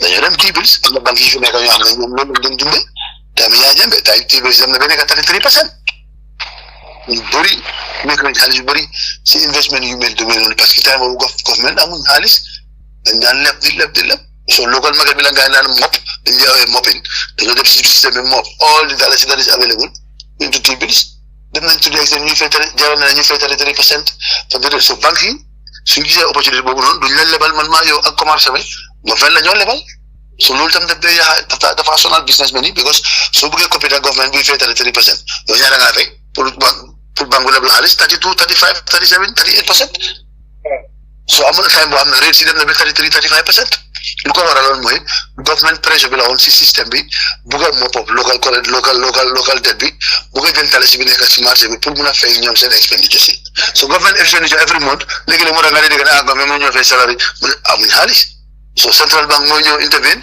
under the public sector borrow requirements for that period ñu ut dalasi si marché bi issue T-bills jaay ko banque yi jënd ko moo tax ñu ne léegi nit yi mën ngaa jënd T-bills through sa banque so léegi yow soo bëggee investir bi doo dem central bank da ngaa jaar si banque bi ba ngi jox la option si central bank dañoo fay banque yi for the management of that portfolio so li nga wax ni dëgg la bor yi local currency bi def te affect external because dalasi bi dañoo use pour jënd dollar te su dollar amutee dañoo pay moo ñoom suñu budgetee rate dollar bi 55 la or 6 dollars for example time bi ñoo ñëw si marché bi dollar bi na nekk 63 64 65 extra 5 dollars boobu kat moo ko fay man maa yor pour ñi nga xam ne ñu ngi si diaspora yi because li si ëpp ñoom tamit ñoo di save dugg si ay treasury bills ak ay fixed deposit ak yooyu waaye dañ gis ne domestic borrowing bii nii nga xam ne government mu ngi koo def dafa tax comme Mr Sanneh mu ngi koo wax so ñi nga xam ne ñu noon save dalasis in the banks so di ko def treasury bill or fixed deposit so interest rate bu nga xam ne moom la banque si dee joxe demeetut noonu mu mel ni sa xaalis dafa tegu noonu so interest boo ko war a am doo ko amati nekkuñ di ko amati waaye li ma bëgg a laajte tamit mooy lan mooy requirements yi nga xam ne moom la central bank teg nga xam ne su nit ñëwee nga bëgg a upgrade a bank there in Gambia so lan nga war a am because ñii buñ gisee ne domestic borrowing bi mi ngi work si ñoom ñu bari dañ daw ibi banks Gambia so because government bi yaa ngi dem interest rate bi minister of finance bi di ko yóbbu si national assembly bi moom moo dee wax a gaay su nekkee 35% 40% they don't care because ñun Gambian si ñoo ko fay. li ma wax mooy pour ubbi banque lu bëri lañ lay laaj bi is very very stiff the central bank ñoom ñoo am that responsibility pour vet any application for a license pour woon la ñu tax banque yi Nigeria ñu bëri woon Gambia du woon affaire yi T-bills ak yooyu noonu de xam nga tamit Nigeria dafa amoon competition am na ñeneen yi ñoom neen banque yi mag yi fa nekk dañ daan compete maa ngi Gambia su amoon bi mu ngi Gambia mu ngi Sierra Leone man sax dama war a dem Sierra Leone Gambia loolu bokkoon na si li tax gars yi yu bëri def seen expansion yi ñaareel bi soo demee central bank pour laajte license force yow mii laajte license si loo bokk ban groupe nga bokka individual nga ndax banking groupe nga ban expérience nga am si banking su fekkee yow beneen groupe nga like UBA o Access Bank o GT Bank o General Bank comme banque yi nekkal Gambia ñun seen groupe bi ñoo ubbi fii subsidiary so dinañ ñoo apply central bank dina ñoo jox forme bi ñu fill ñu laaj leen business plan bi ñu laaj leen capital deposit bi yooyu yëpp staff yi ñëw ñu fitan properly because run bank neexul li ñëw run bank bi dañ ko def pass waaye dañ joxe fit and proper man def naa ko ñaata yoon dëkk bi moom musa dem damaa def fit and proper bala maa mën license pour liggéey si banque bi foofu loolu process boo xam ne la di nga wane sa asset nga am yëpp ñaata bor nga am yëpp dañ ko dee laajte ñaata doom nga am ñaata jabar nga am far nga musa liggéey sa university yëpp dañ ko dee laajte ku fa liggéey si banque si management loolu ba tey Gambia mu ngi am te du Gambia rek so dafa am procédure boo xam ne si nekk dafa métti léegi di nga dem ba si sene ban la ñu dawit leen léegi rek ñu ne ok naa jox license provisional license waaye da nga war a ubbi branche bi moo tax naa dee waral nga gis su banque yi ñëwee danañu ubbi benn branche ñu door di ubbi ñaari branche ñetti branche loolu yëpp si approval process bi la nekk lu métti ngaa gis ne parce que man liggéey naa si ubbi naa dem naa bokk si Ecobank bi ñoo expand into East ak Sadak pour ut licence yi liggéey naa si lu bëree dafa métti yombul so banque bu ubbi Gambia rek di nga dem turu rapport am na ñoo xam ne nag yomboon naak ñoom bi tabi yaa jabe because of système bi ni meloon you know who you know you will be able to get your license quickly waaye nag loo xam ne du nekk la lu yomba te dafa am contrôle si nekk yoo xam ne banque léegi du business bu ndaw boo xam ne da ngaa ñëw ubbi dafa métti even forex bi léegi sax dafa métti voilà it's very difficult because lu ñu laa laaj compliance is a problem soo ko defutee sa correspondent banque si duñ la ubbil correspondent te soo amutee correspondent banque yi doo mën a def international trade doo mën a transfer xaalis banque boo xam ne doo mën a transfer xaalis amul njëriñ. wax dëgg jërëjëf Mr Sanneh boo tege foofu sa baaraam la fi mu nekk ma dal di ñëw si apply Sanyang apply ban laajte nga amal Mr Lamin Sanneh. Thank you, sir. Alay Saleo. Mangla Jerem Bwahaba. The welcome suma Chiang boy. Welcome, Mr. Sanneh. Thank you. Badu ngana fan sun Chiang kole ma bulen nango adama baro door len si by election bi nak bulen kon nangu box mo mbokki ci yankay. Thank you very much, Mr. Sanneh. Welcome, and you're giving us real revealing here what's the problem of the Gambia. Dan ay suñ chono because marché bi serna suñ domi suñ wer bu dé dafa tuti. Adama Barrow mu ngi fay bopam $500,000 every end of month. Mu ngi lek $150,000 daily feeding. Mu ngi am state house budget. Mu ngi am vice president am office tam am na budget. So with all these resources, Adama Barrow rek lu mo grab ñun sum budget bi is based on grants or the support from outside world. Even soon tax collection visa is always based on estimation of the year what they are going to collect. With such a economy, should our leadership and young don't analyze budget be furnitures la miscellaneous bagasi li ñoo jënda every year the same. You found with such a standard, some president be muy fay bopam ak xaliss bari bi ak Gambian si less than $1 a day to live on. You found the Gambia dina am elek. O ñu proper leadership lañ am. Government bi nga xamne suñ doomi rew yi mu ñu taxawal o bugar rew bi bu dem ci kanam. Thank you, sir. The second part of it moy ne am free market economy. Adama Barrow of all people. With this jargon of free market economy bi. Mba fokk lo ne lool mo control sun market bi. Lo tax ku nekk tay da nga dem bitik si koñ yi suma koñ bi fi mu jaay la pour sukur $15 nga nek si next shop bi mu jaay la ko $16 foog ne lool moy repercussion bi. Can you please give us a good analysis to this, my dear brother? No, I'm also the free market economy, demand and supply. The economy is managed by people who have goods and services and people who are buying the goods and services. So it's free market for the my demand and supply. My Gambia exchange rate bi. It's not like the central bank bin on and can do $1 within this range. There is no free market. So free market mom, you add into the hand, you very free market. Why problem in Gambia? Dalasi problem Dalasi, I would support. Look what support my export goods and services. Goods in Gambia, the general service in Gambia. But we support Dalasi. And that's what we're in currencies is not enough to support the demand for export, for the import. Because 99% of consume Gambia, they could import. In the fact that Gambia, well, I'm going to item bomb, they're going to have Gambia in the Jasmine. They're going to boy, I'm going to follow the Korean Guinea Bissau. How that is a block over would have cost a package in Guinea Bissau? I don't know. But that's the information I was given. No, I'm with that support to Dalasi. Communal production. Then you have a problem. Dalasi, we can't stop it. Every day, businessmen didn't blame. Why the farm limit? Because couldn't do business will make money. So original $69, 70, 71. Every day extra $1 would put face about it. Now I pass extra cost to the customer.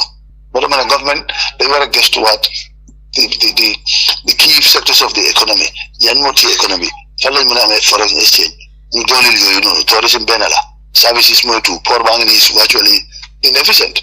Import substitution therefore contribute to the body. Senior therefore drive the economy. Because you go export outside. Thank you. Dawna yaram jërëjëf Mr. Sanneh fi nekk ma dal di ñëw si Jibril Fadia. Jibril li fi jaala bari na ban laajte nga amal Mr. Lamin Sanneh? Waaw jërëjëf maa ngi leen di yéen ñëpp di nuyu Lamin, thank you Bala Diba ak Ablaye Sanyang, Baboucar Mbodj mu ngi fi Doudou Ndaw di leen nuyu programme bi am na solo. Mr. Sanneh dafa am loo waxoon ci gannaaw mooy foog naa nga ne FOB ñi nga xam ne ñooy order muy war a ñëwee ba Banjul port la ñoo fay so yow soo ordee mu waroon a nekk $65 to the dollar but they arrive na to Banjul port mu nekk 67 so that's $2 boobu noonu dafa yokk because of li nga xaar so foofu dama bëgg a laaj ndax FOB is better for ñi nga xam ne ñooy order Gambia ndax CIF is better. No, I'm going FOB bi loolu is free on board boobu loolu si fuñ ko loolu la comme tey soo order bagage from China ki la jaay daf laa laaj lan façon quotation nga bëgg daf laa jox price FOB mooy free on board moom dafa jëlee bagage bi si factory bi ou si gaal bi si port bi foofu laa mooy free on board so su ko foofu yow yaa fay gaal bi fay insurance bi ba mu ak si port Banjul beneen femme bi ngay joxe mooy CIF cost insurance and freight mooy price bagage yi insurance bi ak freight bi ba port Banjul ñaari price yooyu moo gën a bëri waaye li gars yi gën a use international trade mooy CIF pricing bi moo dee noppal parce que yow mën loo luwaas gaal amuloo opportunité pour ut gaal so da ngaa bàyyi ki la supply moom am na reputation mun naa ut gaal because dina am discount because day ship out lu bëri so moo tax ñu bëri dañ dee jënd CIF through port boobu nga destination Banjul port price boobu noonu moom ngaa fay sooy fay LC bi ou su fekkee da ngaa fay cash now in that process su bagage bi ñëwee port Banjul yaa ngi order su dee 90 days la jox or 30 days la jox or side means su documents yi ñëwee rek da ngaa fay su gaal bi ñëwee nga gis documents yi release nañ ko bill of lading bi da ngaa fay sooy fay at that point du fekkee ne yow banque bi mu ngi la jox dollar bi at 62 as a pricing or da nga jël facility in dollars te da nga ko war a fay yow yaa ngi jaay in dalasi pour fay dollar boobu noonu banque bi at the time bi nga ko fay price yi teel laa jox du la jox price bi nga ubbi LC bi so cost difference boobu noonu moom laa doon expliqué soo ubbee LC bi at 60 or 68 tey nga war a fay 90 days time who knows where the dollar will be time boobu nga fay LC bi dalasi equivalent of value dollar bi that base boobu noonu la banque bi di charge doo na charge you today's rate waaw moo tax ñu bëri low price every day dinañ check dollar bi ñaata la nekk ñu adjust seen price pour ñu jënd pour denc dara si nga xam ne dina mën a jël foo moo tax ñu bëri dañuy jënd dollar bu ndaw daily ko dugal seen account yi suñu amee cash rek ñu jënd dollar denc pour mu wàññi pressure bi at the time of settlement. That's correct. Well, ñaare bi moo nekk affaire yi dalasi bi depreciation bi with the CFA dégg naa li nga wax yëpp waaye léegi may doon laaj ndax dalasi bi in order pour ñu dem the next stage even bu fekkee ne demuñ with match with the CFA wala other eco currency bi nga xam ne moom la ñoo anticipate to roll out ndax mënuñoo for the meantime ñu cooperate with Senegal ñu create xaalis boo xam ne between Gambia and Senegal ndax loolu bu amee ndax duñ am win-win. loolu mën na ko def Senegal yi ngi bokk si monetary zone and Gambia market bi for Senegal is very small and the regulatory requirements yi central bank foog ngeen am seen own central bank ñaari dëkk yi seen convergence bi la nekk peegi dalasi bi tuddee currency foofu la problème bi nekk moo tax ba tey éco bi mënut a take off convergence ratios yi mënut a align moo tax éco bi mënut a take off because Nigeria tey mu ngi 4.5 Gambia ngi 6 Ghana ngi 12 ñi ngi it's not happening so soo bëggee dama beneen dëkk pour bokk currency seen convergence bi dafa war a da ngeen am criteria boo la set yéen seen ñaari currency dafa économie dafa war a nekk within that range ngeen mën a use that currency so that weight bi exchange rate bi ngeen mun koo fix otherwise soo leen ko defutee you will all have this demand and supply issues. Thank you. It's very difficult for you to have gis nga how long la jël it took a long time am na dëkk yoo xam ne ñëwuñ because mënuñoo meet the criteria so they have to work hard to meet the criteria pour mun a bokk Angleterre bi ñoom bokkuñ because ñoom dañoo lose out. All right, thank you. jërëjëf Mr Sanneh fi mu nekk ma dal di ñëw si Dudu Ndaw Mr Ndaw li fi jaala bari na ban laajte nga amal Mr Lamin Sanneh.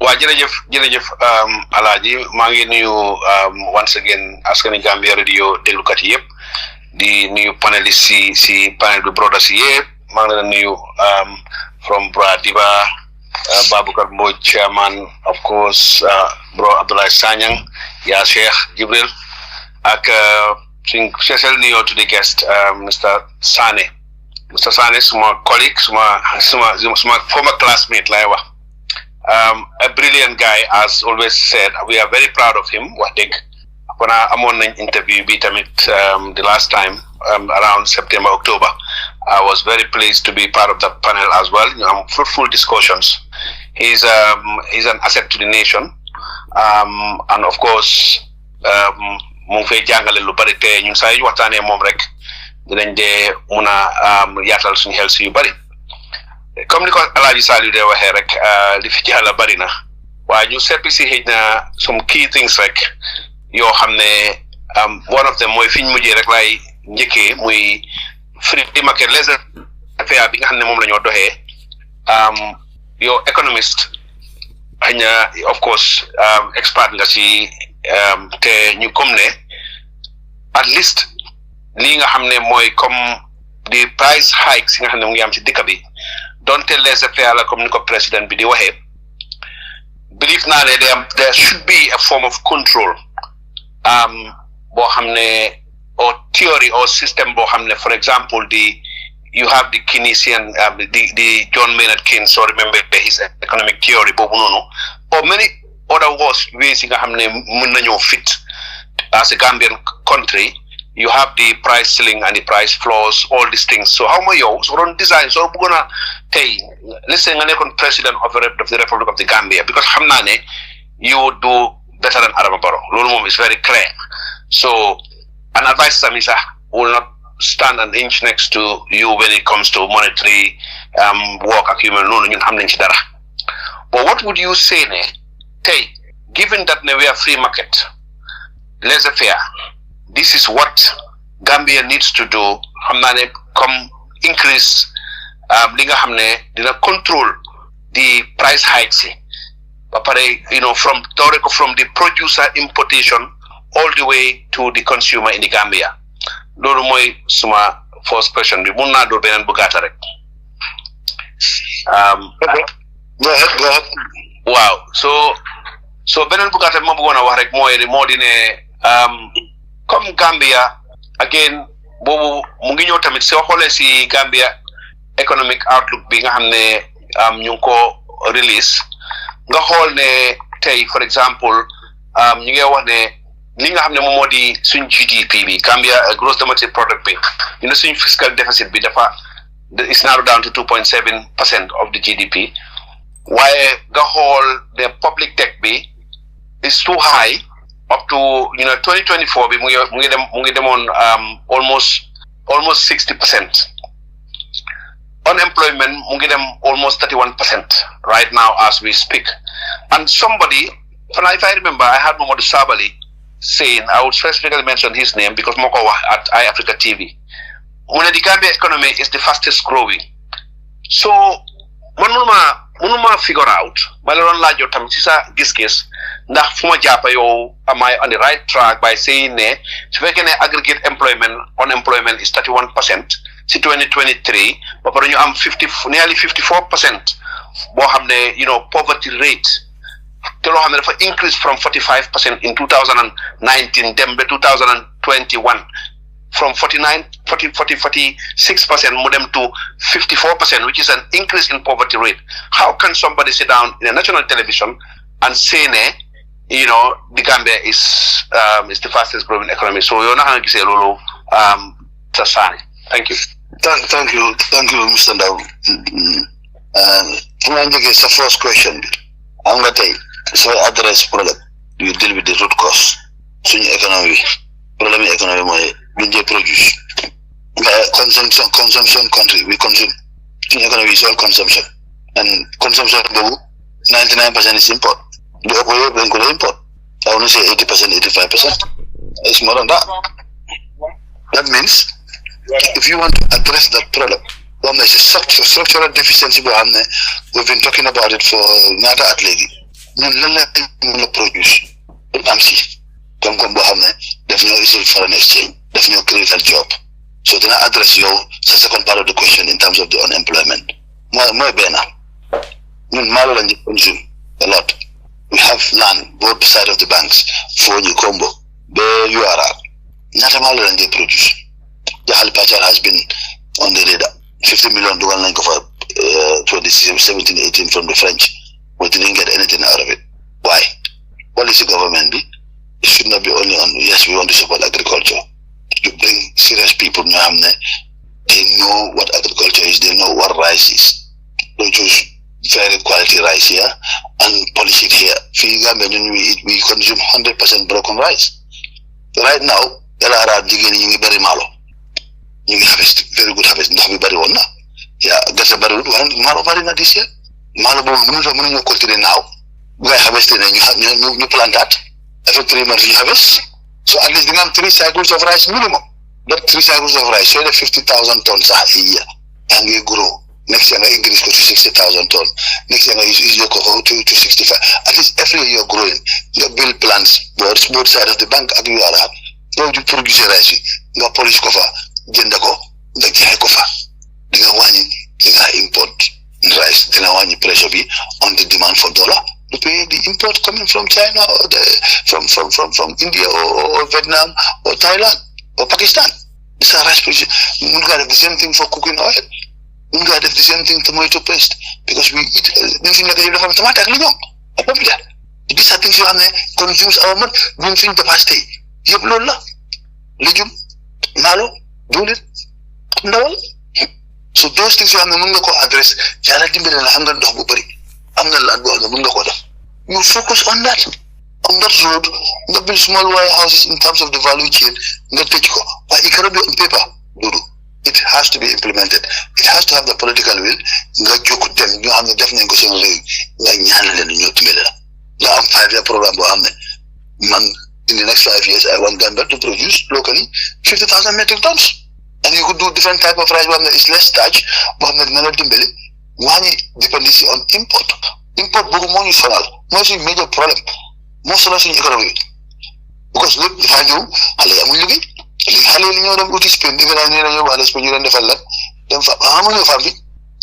motivate them new farm fee. Intensive. You know, so the incentives in farm fee. While to calling in the cosmary, then export go, then to use one. One job is the same. When you to the value in Yazala, hibiscus. So much in demand. Nothing never die is here abundant. No be factory. Juice in your easily don't put high tax on it. The other juice local juice. One job is it major, Mama and what I drink, what I not drink. And I take these local drinks. It's healthy. And you can do it every year. So from new run economy, you know the farm impact. Not only is it dollar, guaranteed job, sustainable. Because the farms will continue producing and the factories will have inputs to produce and they go expand every year. In 5 years, you can expand. Cotton sector is dead. Burkina Faso today, their major export is what? Cotton. I've been there, finance knowledge. They have a company called Sofitex. They're one of the largest exporters of cotton yarn today. They are one of the cotton So I'm not they need more the leadership to put it together and support it and drive it. Second point be employment being our this is make statement is easy. It's easy to make statements. Gambia's economy is the fastest growing. Based on what? Your debt is high, your currency is sliding every day, you are not producing, no job. So let's talk about serious issues, please, and deal with them. Let's talk about serious issues and deal with them. Look at fisheries. What is the budget allocation for fisheries? Industry will have control. Why we don't control it? Listen, as we go into them, from you empower they could be Gambians and you get a business they're doing well. They're struggling to get certain things done. You grow, they become multimillionaires. They have nowhere to go. They will invest here. They will create jobs.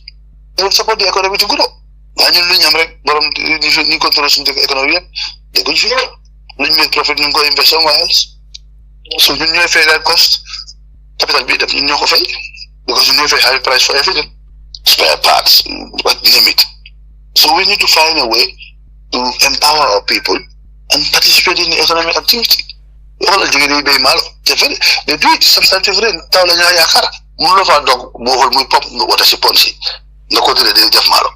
Every 3 months, or 4 months, you have 3 cycles to do that. You build small mills along the way.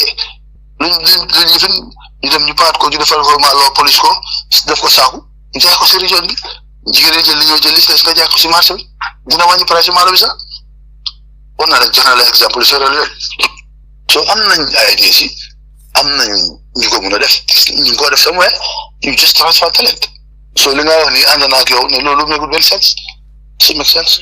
Jërëjëf Mr Sanneh am na lu ma bëgg a laaj bala maa ñëw si Baboucarr Mbodj Mr Sanneh bi nga xamee ne Adama Barrow ñëw na 2018 Adama Barrow dal di ñu indil car power ship mu nekk gaal googu nekk off the port of Banjul di ñu supply electricity waaye ñu bari suñu nen fa woon nax ne lii temporary la rek xëy na 1 year 2 years Gambia dal di sort out suñ boppa kurang dal di normal. Mr. Sanneh yow mu nga fàttali ko bi ñoo nekk xaleel GUC mooy li amoon réglé wut Yaya Jammeh ñëw indil ñu nawek réglé wut jamono Adama Barrow tamit mu ñëw indil ñu car power ban tey la électricité bi gën a bon Gambia yow yaa ngi Gambia gis nga électricité gi ak ndox mi sax di kamaj ji saayu ne bi Adama Barrow ñëwee car power ak nawek ñu dal di sign contract 2 years contract ñu yokkaat contract bi another 2 years yokkaat ko 3 years so di nga gis ne 2018 ba 2020 lin fay car power is $4.4 billion. That is about $88 million. Loolu dafa mel ni annually $1.5 billion moom la ñoo fay car power. So si biir at mi $1.5 billion mu ngi nekk $30 million. At mu ne ñu ngi fay car power $30 million. Li ko dooree 2018 ba tey jii may wax yow fayagum neen car power $10 billion.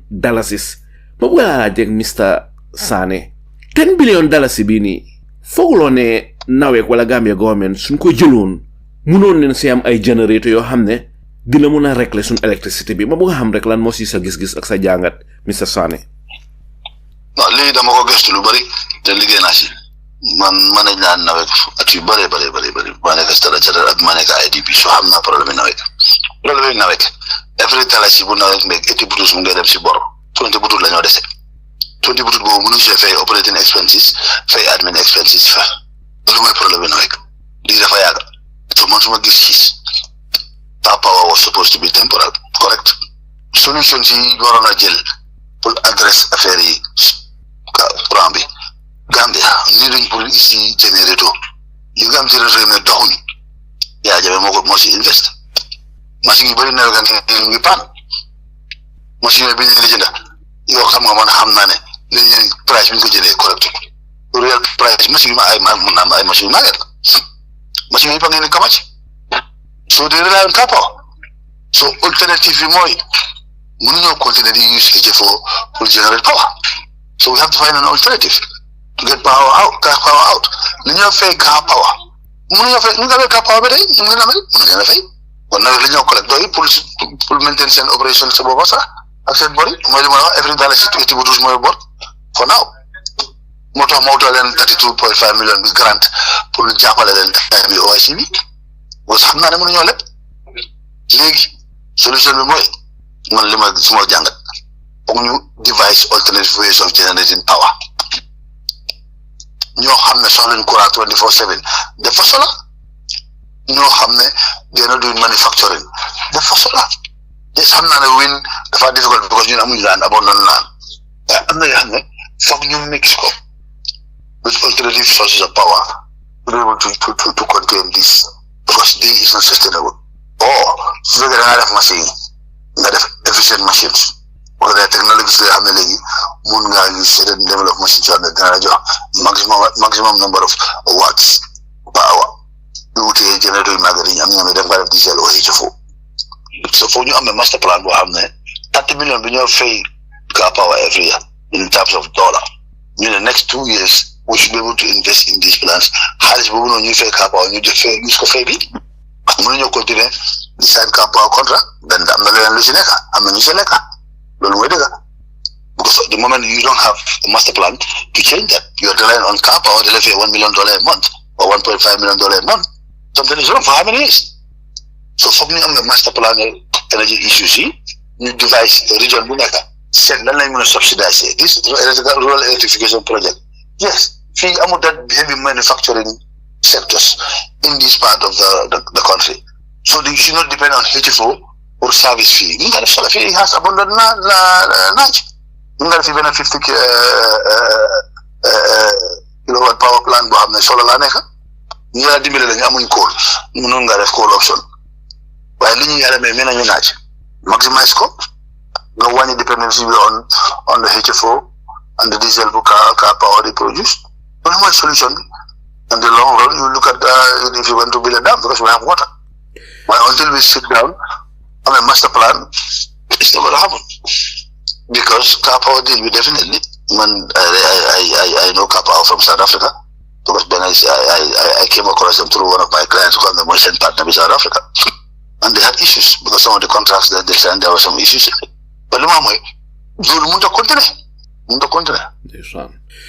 Daw na yaram te jot neen fi ne dafa am kickback si Senegal de benn soirée def na si programme yu bari joxe ay jàngat yu doy waar ne diggante Car Power ak nguuri Gambia dafa am kickback yu lëndëm lu Senegal benn soirée sa joxe woon na di amount waaye bugguma ko wax fii sa Gambia ni di mer fu ko déggee waaye na ndeysaan nekk na lu daw yaram waaye boo tegee foofu sax baanaam rek Mr Sanneh fi mu nekk bon ma dal di ñëw si Mr Buradiba Bura ban laajte nga amalaat Mr Lamin Sanneh.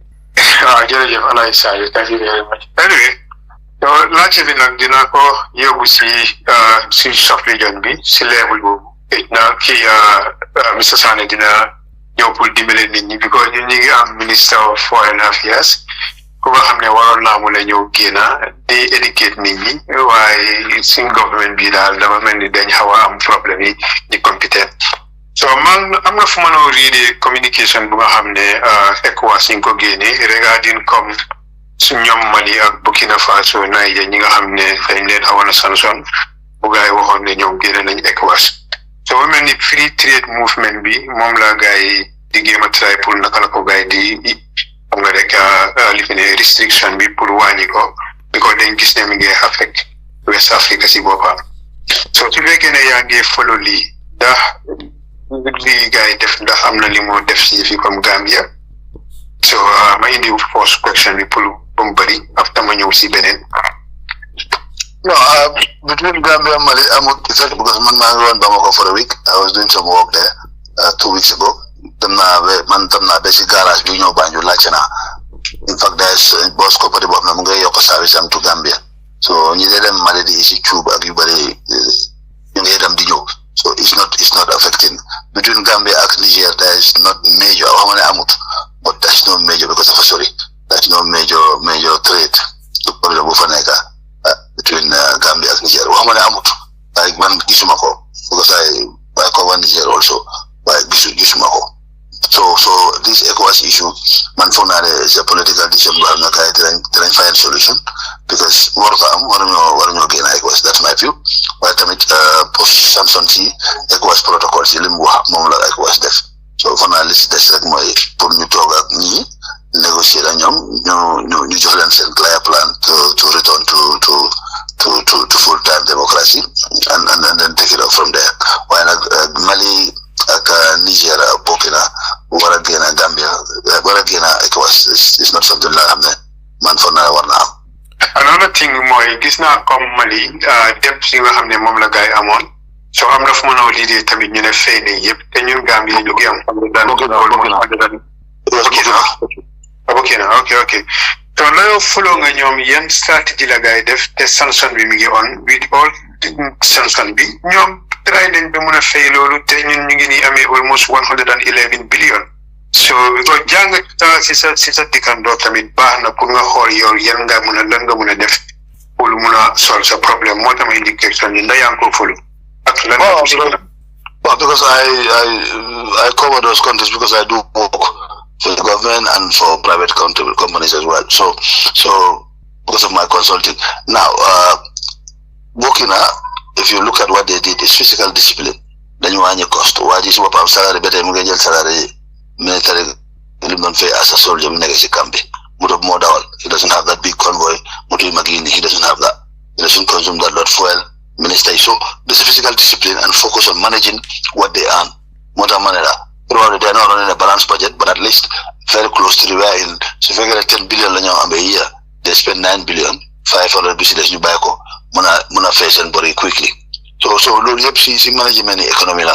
Come to my so you're carrying times 20 million Burkina pay. So my economy Burkina. So management economy loo xam ne njiiti réew dafa war a play a very important role mooy lan moom su boobaa consumption am li moo spend ñeneen suñu gisee ne kii mu ngay contrôle mu ngay lii dañ see topp lu waxee rek dinañu moom mooy njiiti réew te moom ni la def loolu mooy dimbale Burkina te mën a def li ñoo def ba pare ñu ngay export jën they do tilapia farming ñu ngi export shea butter, ñu ngi export skin, ñu ngi export hides, ñu ngi export livestock léegi, ñu ngi export lifin cotton is a bigger export for them. They have a huge mun nga drive 300 kilometers from Ouagadougou, outside Ouagadougou ba Bobo foofu la Sofitex nekk seen jeans bi yëpp da nga gis lu weex tamit su cotton bi dooree di grow. You see white all the way. You drive over 200 kilometers. You're all white. Both sides of the road. Villages yëpp ñu ngi def cotton. So it's something la yàlla may na la ci dañ ci taxaw jóg ci di ko def. So that would help because it's helping the country in terms of cotton export. Now they bring in fertilizer and export cotton. Yeah, one more way in it, you know, see Africa 50 bit, that bridge. So, later, I'm not going to interview Kerfat. Me was ne come bridge be part of the agreement. Kilometers singa hamne ben bridge waru famuna neka. So, all a distance bit of a cover even Banjul Bara. The family based on come Lima Fadega, Liwadi non explain, Melni Muninko bridge. The amna you put in was ne. Suñu waroon a bridge Banjul Bara loolu na dimbale Gambia suñu économique bi trop so yow noo gisee loolu du nit ñi di wax about bridge in Banjul Bara.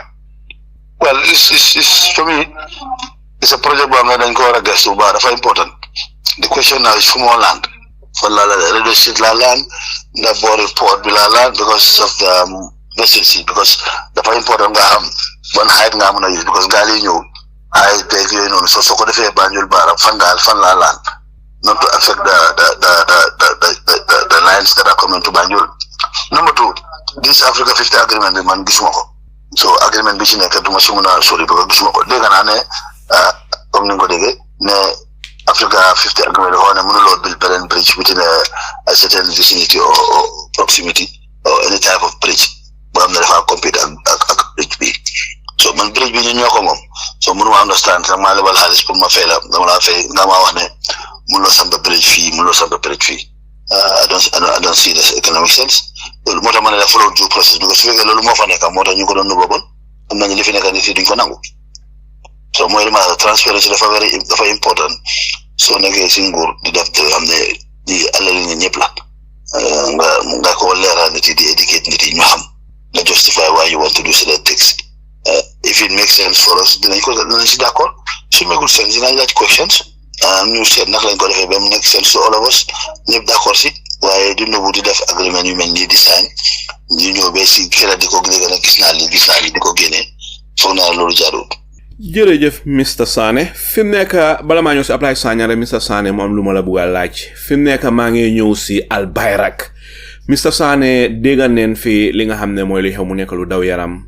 Benn mbootaay boo xam ne ñu ko wooyee TAT dafa am benn investigation bu gaay def about concession agreement bi nga xam ne moo nekk diggante Gambia government ak Al Bayrak pour ñu manage di Banjul seaport ba pare daal di sampa a deep seaport ñu see dégga ne daal fam lu lëndëm lu si nekk si concession agreement bi lan nga si xam ak naa nga gisee concession agreement bi nekk diggante Al Bayrak ak Gambia government.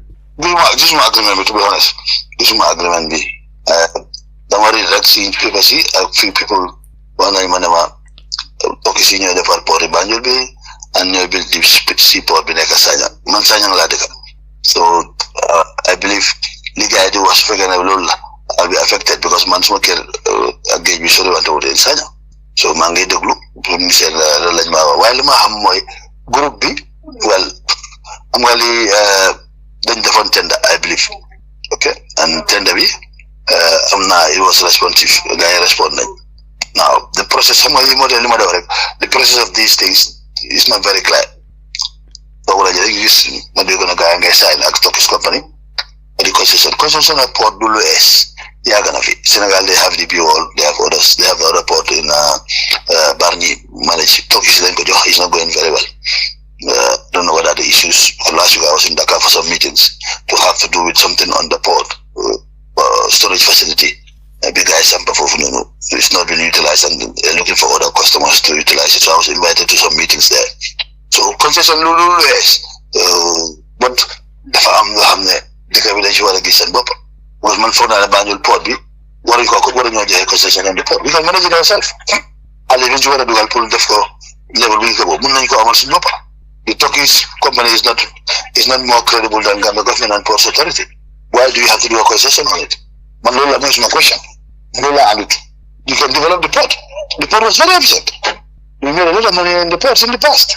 GPA was supporting ferries. Was Maligana Port. So Hanna Sidara. That was you got to make at the time when the port was busy. Why? Because it was fully equipped. Container handling was good. Most of the people are all educated. They send them to go to school in England. They visit masters degree. You don't know. So poor we management poor we skill we move. The question now is why was investment an issue over the last couple of years? There was no investment in the port, I believe. So you get IFC and others to fund it. No doubt about it. And you still manage it because you have the capacity. But still manage power. The power has been managed by Gambian since good. But now man do my small power. Gambian MD how much before but man the must and concession power like it's national assets. So now the capacity for run go. Then she invest. Now when you come and is willing. Why you have to give it to Turkish? Yes, the way is traffic. Look, build a very efficient port. Go to the sub-region and sell it. Money will use it. Yes, So I'm not in for it. Like I'm not in for the Africa 50 bridge. I'm not in for the port. ndeysaan daw na yaram torop jërëjëf Mr Sanneh si tontu yu am solo yooyu fi mu nekk ma dala ñëw si apply Sanyang apply ban laajte nga amalaat Mr Lamin Sanneh. Thank you sir Alay Salio. Mr Sanneh kay moom mu ngi joji naa leelal rek lu ma bëgg a xam mu ne pour ñu am production our own product pour ñu mën a am foreign exchange suñu export. Well, our sea is there. The Chinese and the European Union is occupying our sea. And our Gambian Navy also have a patrol ships that goes, dinghies that goes round to the high sea. They arrest smugglers, they arrest illegal fishing, and they pay in dollars. They cannot cover all our demands in foreign exchange. But it will make a difference. Yang no mention contingent in Basse. Parts you put in a GPM bitam the same. So Gambia ñu amuñ feature of a plan. But luma la bëgg laajte mooy ne some fisheries bi ala xaalis boobu noonu bu ñëw contrat bu ñëw sign are they not paying we the Gambia government in dollars or foreign currency? Mr. Sanneh, so far the local livestock Gambia they can export ndawal. Right? Yes. We had Senegal. Senegal, right?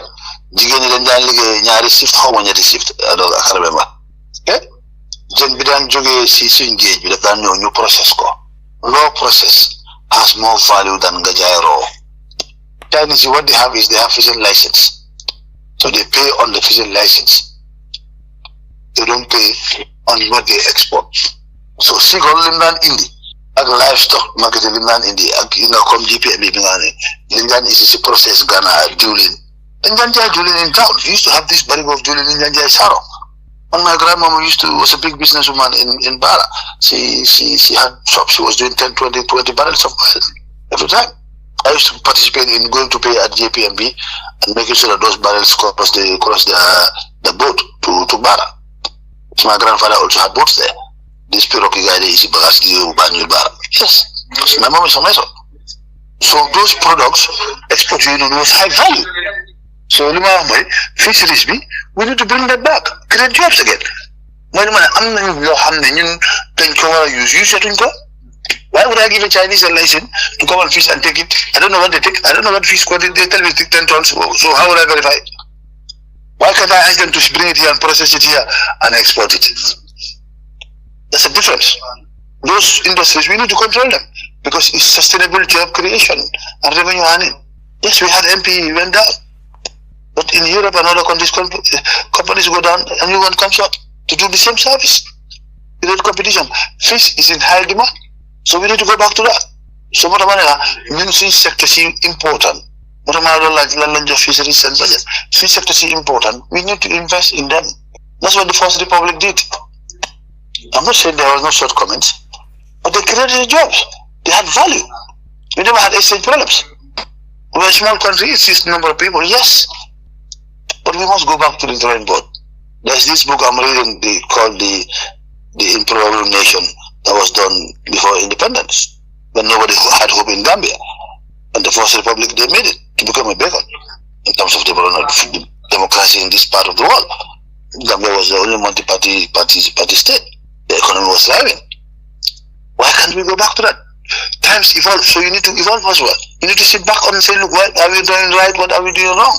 How can we correct it? What works, what doesn't work? Or we cannot repeat the same thing. What am I like is copy and paste?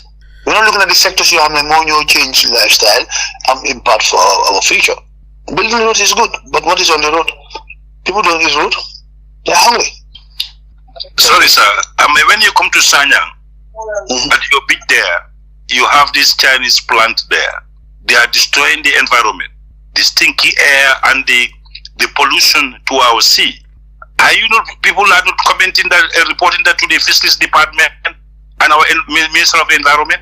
You know, they have a license. You know, we have regulations around these things. So that's what I'm saying. When we want to do certain things, we need to control certain things. And the only way you can control certain things, go by the regulation. If a particular company is following the rules, deal with them. But here, how many companies are inspected and then dealt with according to the law? So these are the issues we have. So the disciplinary measures and the punishments should be, people should be accountable. The company should be accountable. Jërëjëf Mr. Sanneh fi mu nekk ma dal di ñëw si Jibril Fadia Jibril ban laajte nga amalaat Mr. Lamin Sanneh. Waa jërëjëf waa ca bi interesting na Lamin Sanneh yaa ma fàttali nga ne Senegal ak MPE la woon mooy fiscal ak life is ñetta ñooñu ñoo daan yóbbu sipa yeeg some parts here all this di ko export ba pare employ ak livestock dañ daan yóbbu yaabi béy but waaw ma yep Magala marché bu bari state house waaw bari stock kutubo di babi waaw fu ñoom sal fu nekk dégg alay salu da nga fa fu wana I know Mr. Sanneh may doon di laajte dañ am loophole sum nekk nii loo xam ne fu mu nekk war nañ cee def war nañu create a solution to this problem moo nekk ghost workers yi is a leakage maa ngi gis Alaaji Sali Wang doon complain ci loolu fa na daf ko indi xaw ma moom la xaw ma kan la ci suñ gars si executive bi si suñ page bi di complain ne am na ñu voice out about the leakage ghost workers yi nga xam ne mu ngi exist si civil service bi so maa doon di wax ma suggest ne why can we create comme fi punch card system si nga xam ne ñu ko fi amee nga xam ne danga am sa badge soo ñëwee liggéey nga punch in then loolu dem si data bi it kind of regulates how many people works here because so you would punch you're not going to get paid. So what kind of mechanism you think we should put in place to avoid these leakages and corruption? You know, the report is already there, so just need the political will to implement it. Balanga you punch card, criminal system be repare. Business na dugal punch card, mandama swipe, sumara dugal si bank bi, dama swipe. So it's everywhere, and also ni liggéey si système bi war nga am ana du ñëm liif ghost pisa bi am nañ leen dem liif liggéey système dem liif right the leaf system bi nga am nañ ghost staff am nañ ghost staff so the report be implemented dina am simple every department xam nga dana fa nekk dana fa nekkul ñi apply liif every dinañ dem liif dinañ feebar so di nga xam waaye soo fekkee yaa gis benn kon kooku demut fenn no liif no feebar no note war nga xam ne kii ana my position is deal with it. There's no way out. Just implement it. Jërëjëf Mr. Lamin Sanneh Mr. Sanneh bala maa ñëw si dundu ndaw rek ma bugga laajte Mr. Sanneh Sidi Keita sun finance minister bi génnoon na 2023 dal di wax ne Gambia sun bor bi mu ngi nekk 110.6 billion dalasis bi Adama Barrow di ñëw 2016 bori Gambia bi mu ngi nekkoon 46.3 billion dalasis Adama Barrow ñëw 2016 ba tey jii nii which is about 7 years Adama Barrow yokka na si $60 billion double na bu uppa bor ya nga xamne mom la fa Jawara baye won ak Yaya Jammeh bori Jawara yi bori Yaya Jammeh combined in a period of 52 years because so bole 30 years Jawara neka president 22 years Yaya Jammeh neka Gambia 52 years mu jox ñu 46.3 billion Adama Barrow ñew within 7 years mu neka affaire yi dem ba 110.6 billion mu melni mu ci yoka 64 billion within 7 years. Mr. Sanneh, lan la li explain about Adama Barrow ak nguuram gi? No, am nga bor man li ma la wax bor ayut 64 million bim ci yoka if it was invested in areas that will bring revenue for the government you could say it's okay. If you build the infrastructure must support something. It cannot be only free movement of people from one end to the other end. That's political. And that cost, infrastructure, it's not priced right. They're all overpriced. All of them. All of them are overpriced, including the Banknote project. It's the worst. After $1 million plus, Banknote project, you know? Daw na yaram torop. Physical indiscipline bi nekk ci system bi. You borrow and spend anyhow you like. The future generation will take care of it. That's all. So now we enjoy whatever we get, and the future generation will take care of it. That's the attitude I see. Because I don't understand why you should be borrowing to do certain things when you know that that is going to be repaid. Jërëjëf Mr. Sanneh fim nekk ma dal ñëw ci Mr. Doudou Ndaw yaay tëj bunti kër gi go ahead Mr. Ndaw lan mooy sa mujjanteeli laajte ci waxtaane tey bi. Alors jërëjëf waay Aliou ngi kontaan jàngat yi question su ma bëggoon a wax rek laajte sax mooy de xam naa ne one of them is more of a comment ndax dafa am si benn rajo programme bu ma demoon on Thursday fii ci Gambia di Teranga FM te wax naa leen ne ci bëri réew mi dem na ba nga xam ne xale yi judoogul sax lebal nañ njëkk jaaxle lool waaye dinaa ko commentaat fii. When was the program? Wednesday or Tuesday? It was on Thursday morning at Teranga FM. Yeah, because I listened to it. Déglu naa ko. Dama cuun rek that shit. So yeah. So ma ne ko bor bi fi ñu toll nii te boobu sax maa ngi ko doon calculate 78 billion ndax moom woon di last figure su ma amee after ma check ne sax léegi mu ngi something 110 billion 110 billion nag si less than 3 million Gambians yéen ñi def mathematics sax ñi ma gën a màcc si bi maths di ngeen understand ne every Gambian rek am na almost 2.6 million to pay léegi ku ànd nag ku munta denc sax 100,000 bu correct at ba at fooy fayee 2 million so which means ne we going to end up comme li nga wax rek ñi judoogul sax dinañ bokk ci bor bi di fay moo tax tey comme ni nga ko waxee earlier 80% of money every $100 bu ñoo am o dalasi bu ñoo am from na rek ñu ngi koo fayee so ak yeneen kon développement du gaaw a am si réew mi so li ci gën a saat nag moo di ne ñu am leadership boo xam ne ñu ngi leb te America sax dañoo leb and they are the richest in the world but li nga leb ngay ko dugal ci foo xam ne askan bi dina jur ñuy cee am koom-koom boo xam ne dinañu jox moo investment ñu cee am loo xam ne dinañ dika bi dina naat ba pare ñuy fay suñ bor yi ndanka ndax ku la baykat ba li la jàppoon da nga leb pour ñu wala sima te ñun li ñu jàpp pour ba ñoo leb ñun bàyyiwuñu ba tey in the last 60 years it's getting even worse because if you can imagine two presidents did 48 billion yow benn president in the last 7 years ñeneen toog lañ Jawara did 30 something years 30 years Jammeh 20 that's 50 years of 48 billion yow 7 years nga door 60 million 64 billion kon léegi Adama Barrow su fi toogee 20 years ñun Gambia fuñ dem xanaa léegi dañoo jaay suñu bopp rek su ko defee Sénégal moom ñu wala beneen Guinée Bissau moom ñu oo yàlla xam ñu nekk ak waat so this is what this turn I'm seeing ndax Mr. Sanneh yow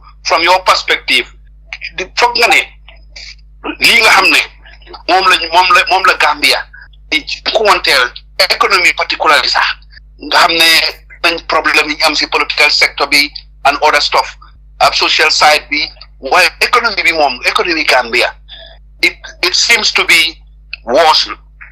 Yo lan nga foog ne Gambian si tey loolu nga leen mun a dégg ñaax leen ko si fi nga xam ne fa lañu war a taxaw because this is giving the ball back to them ñu make their decisions yow lan nga leen mun a ñaax ci sa closing remarks si tey pour ñu taxaw fa nangu ne lii mooy dëkk bi oo lii moo nekk di dox ci réew mi based on yéen experts yi in the economic sector ak ñun ñi nga xam ne sax duñ expert xëy na dañoo research rek ak di bàyyi xel si dundin bi Mr. Sanneh. am na benn interview ma def ak Kër Fatou li ma ko wax dinaa ko wax Gambia we need people who are going to serve us not to serve any individual duñ bëggee dëkk bi dem ñi yore place yi réew mi ñi ñoo fay ci xaalisi askan bi dañu war a liggéeyal askan bi muy liggéeyal kenn loolu mooy dëgg te loolu moo war a am parce que dëkk bi dafa toll foo xam ne suñu waxante wu dëgg dañoo suux suñ la joxee place da nga war a saaf joxuñ la place pour nga seet lu ne du lu ne Alhaji Souleymane lu ne Baboucar Mbodj nga def yow na nga waat ci yàlla na da nga place su ma ko jëlee nii laay def defal loolu nga dafa toll foo xam ne suñ jógut waxante dëgg dimbalante advice ante dina difficult pour fixing country in terms of economy. li ma dee dégg bari na li ma dee gis bari na dama dee rus sometimes nga ma dee rus man suma advice has always been nañ leen saaf suñ dëkk bi pour ëllëg gis na soo retaaye fi nga dëkk amuloo foo de su health system bi baaxutee yow di nga nekk ay victime ta yow sa boppa su économie baaxutee ëllëg sa personne du la jox dépense doo si mën a dunda doo mën a maintain sa standard of living education bi baaxut we will not innovate we will not compete suñ xale duñ génnee duñu am liggéey yu baax bos minimum foundation bi c'est challenge suñ nurse yeeg suñ teacher yeeg police yeeg soldat ñoo xam ne dañ indi service sector ñooñu dañ leen war a toppatoo ñu ubba ñooñu suñ growee économie dafa grow because it's the middle class soo ko reyee ñanaa jël sécurité ñanaa jël minaan ñanaa jël gardien ñanaa jël amut ñoo xam ne amuñ that other skill set to work in the office mun nañu nekk carpenter soo amutee nag nga jël carpenter mu liggéey la fa la jëwonaay so we need to look at the future generation of this country if we want to live in this country and enjoy this country. So demee a country like Rwanda today capital index bi all areas not only Transparency International not on transparency not on growth they are coming number one. I worked in Rwanda 2007-8. We bought a bank. I was part of the team that went to transform that bank in line with EcoBank group standards.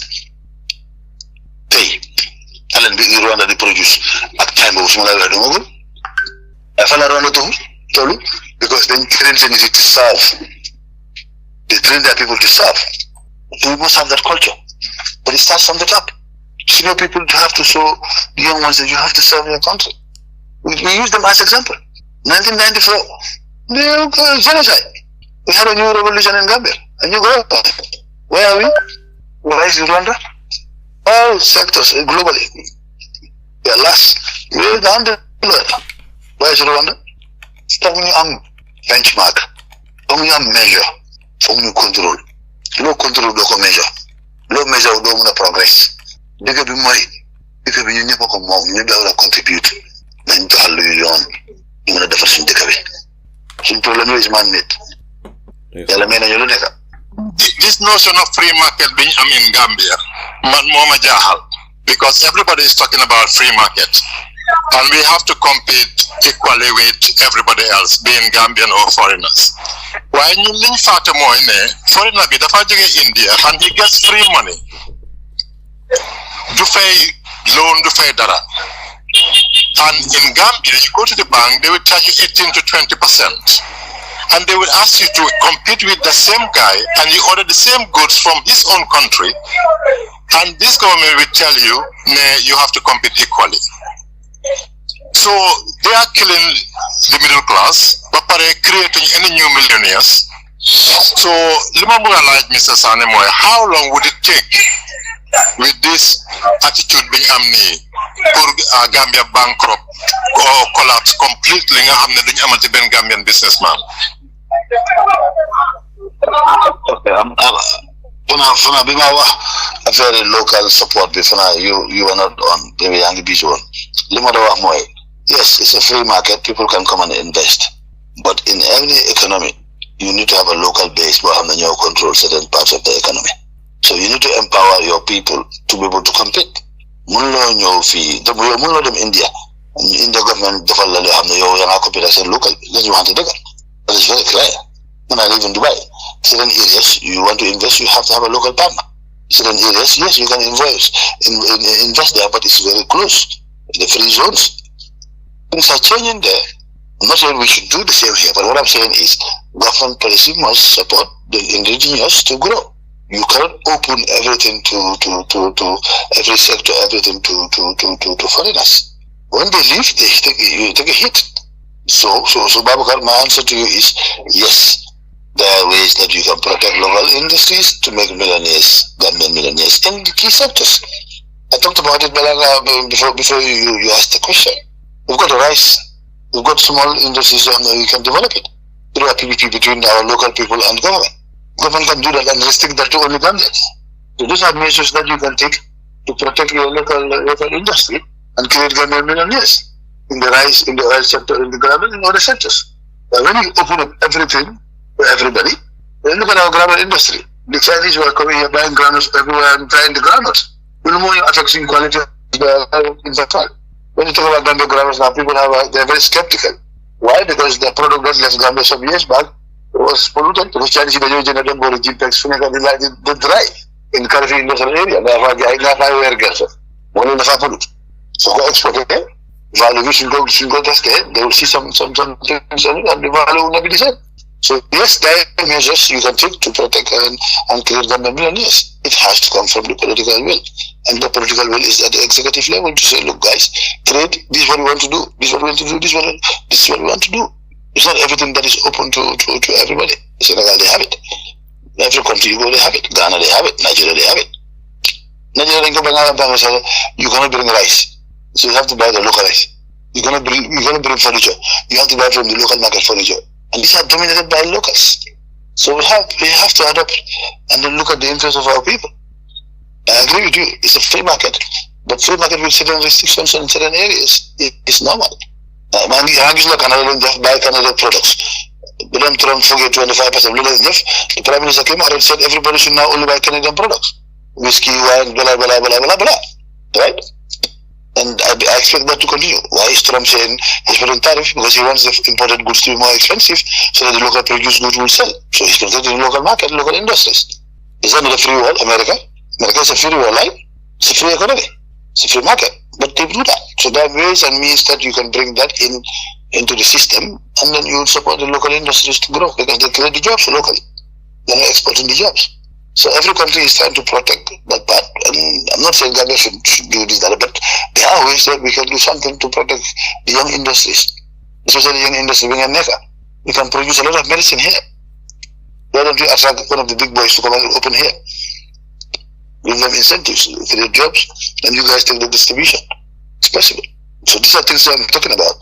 And that's why I always say, as UDP, we have different things that we believe we can do. If one doesn't work, you change. You cannot just be heading one way. But you must try something to fix the problem. No one would understand why people just complain and leave it there. What are you doing about it? jërëjëf Mr. Sanneh boo tege fo sa baaraam rek foog naa Dudu Ndaw am na benn follow up question bu mu bëggoon a laajte. Go ahead Mr. Ndaw. Waaw jërëjëf Alaaji Mr. Sanneh quick one rek just to say ne suñ xoolee li nga xam ne mooy the main imports comme ni nga doon wax imports nga xam ne Gambia we import a lot and more than what we export. So but buñ lu xoolee ci li nga xam ne mooy the importations oil bi petrol is about 38%, car is about 10%, rice is about 6%, and cement.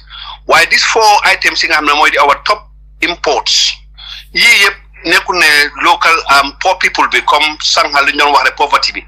Poverty 80% of the Gambia or 60% of the Gambia are poor. New de jëfandikoo four things similar wax ni nga xamne more account of 57% of our imports, because most of them used all these items. And if you look at the legal number affect most, the food cost of food be like for like November 2024 increased by 12%. Lolu mo gëna affect and be. Kon su fekkee ne kay ñom ñu ngi wax ne we have they helping ak ñu ngi invest into people ak dimbale nit ñi pour naat dëkk bi naat. What is your take on? No, xam nga dimbale dëkk bi naat. What is not? First question. If you're talking about people's living standards, in terms of cost of living and standard of life, it's about food, okay? People's stomach, the quality of food they eat, where they sleep, okay? Medical care, education, and mobility, right? But more than Gambia, you know, you pay $100, $30 is gone into extra income. What is that? I understood it was done to recover some money that government owned Nawek. So they decided to jack up the prices of the tariff, so the 30% of increase was to cover that debt. So that Nawek would have more money for every cash power 100 you buy, you have that 70 value of energy, and 30 is going towards the repayment of government debt or something like that. I don't know how true it is, but that's what I was told last year when I asked why this level of tariff increased 30%. But how many people take them in Marseille? Kilo yaba nyatara $400 and $450, right? How many people can spend $1,000 a day to have quality food? Then a kilo yaba, one family, and a family or family, $1,000 a day. Because we get a kilo is at 800 at least, 850. So you will spend at least minimum $1,200 a day. So we get like a good quality food. How many people earn that in terms of $36,000 a month? How many people?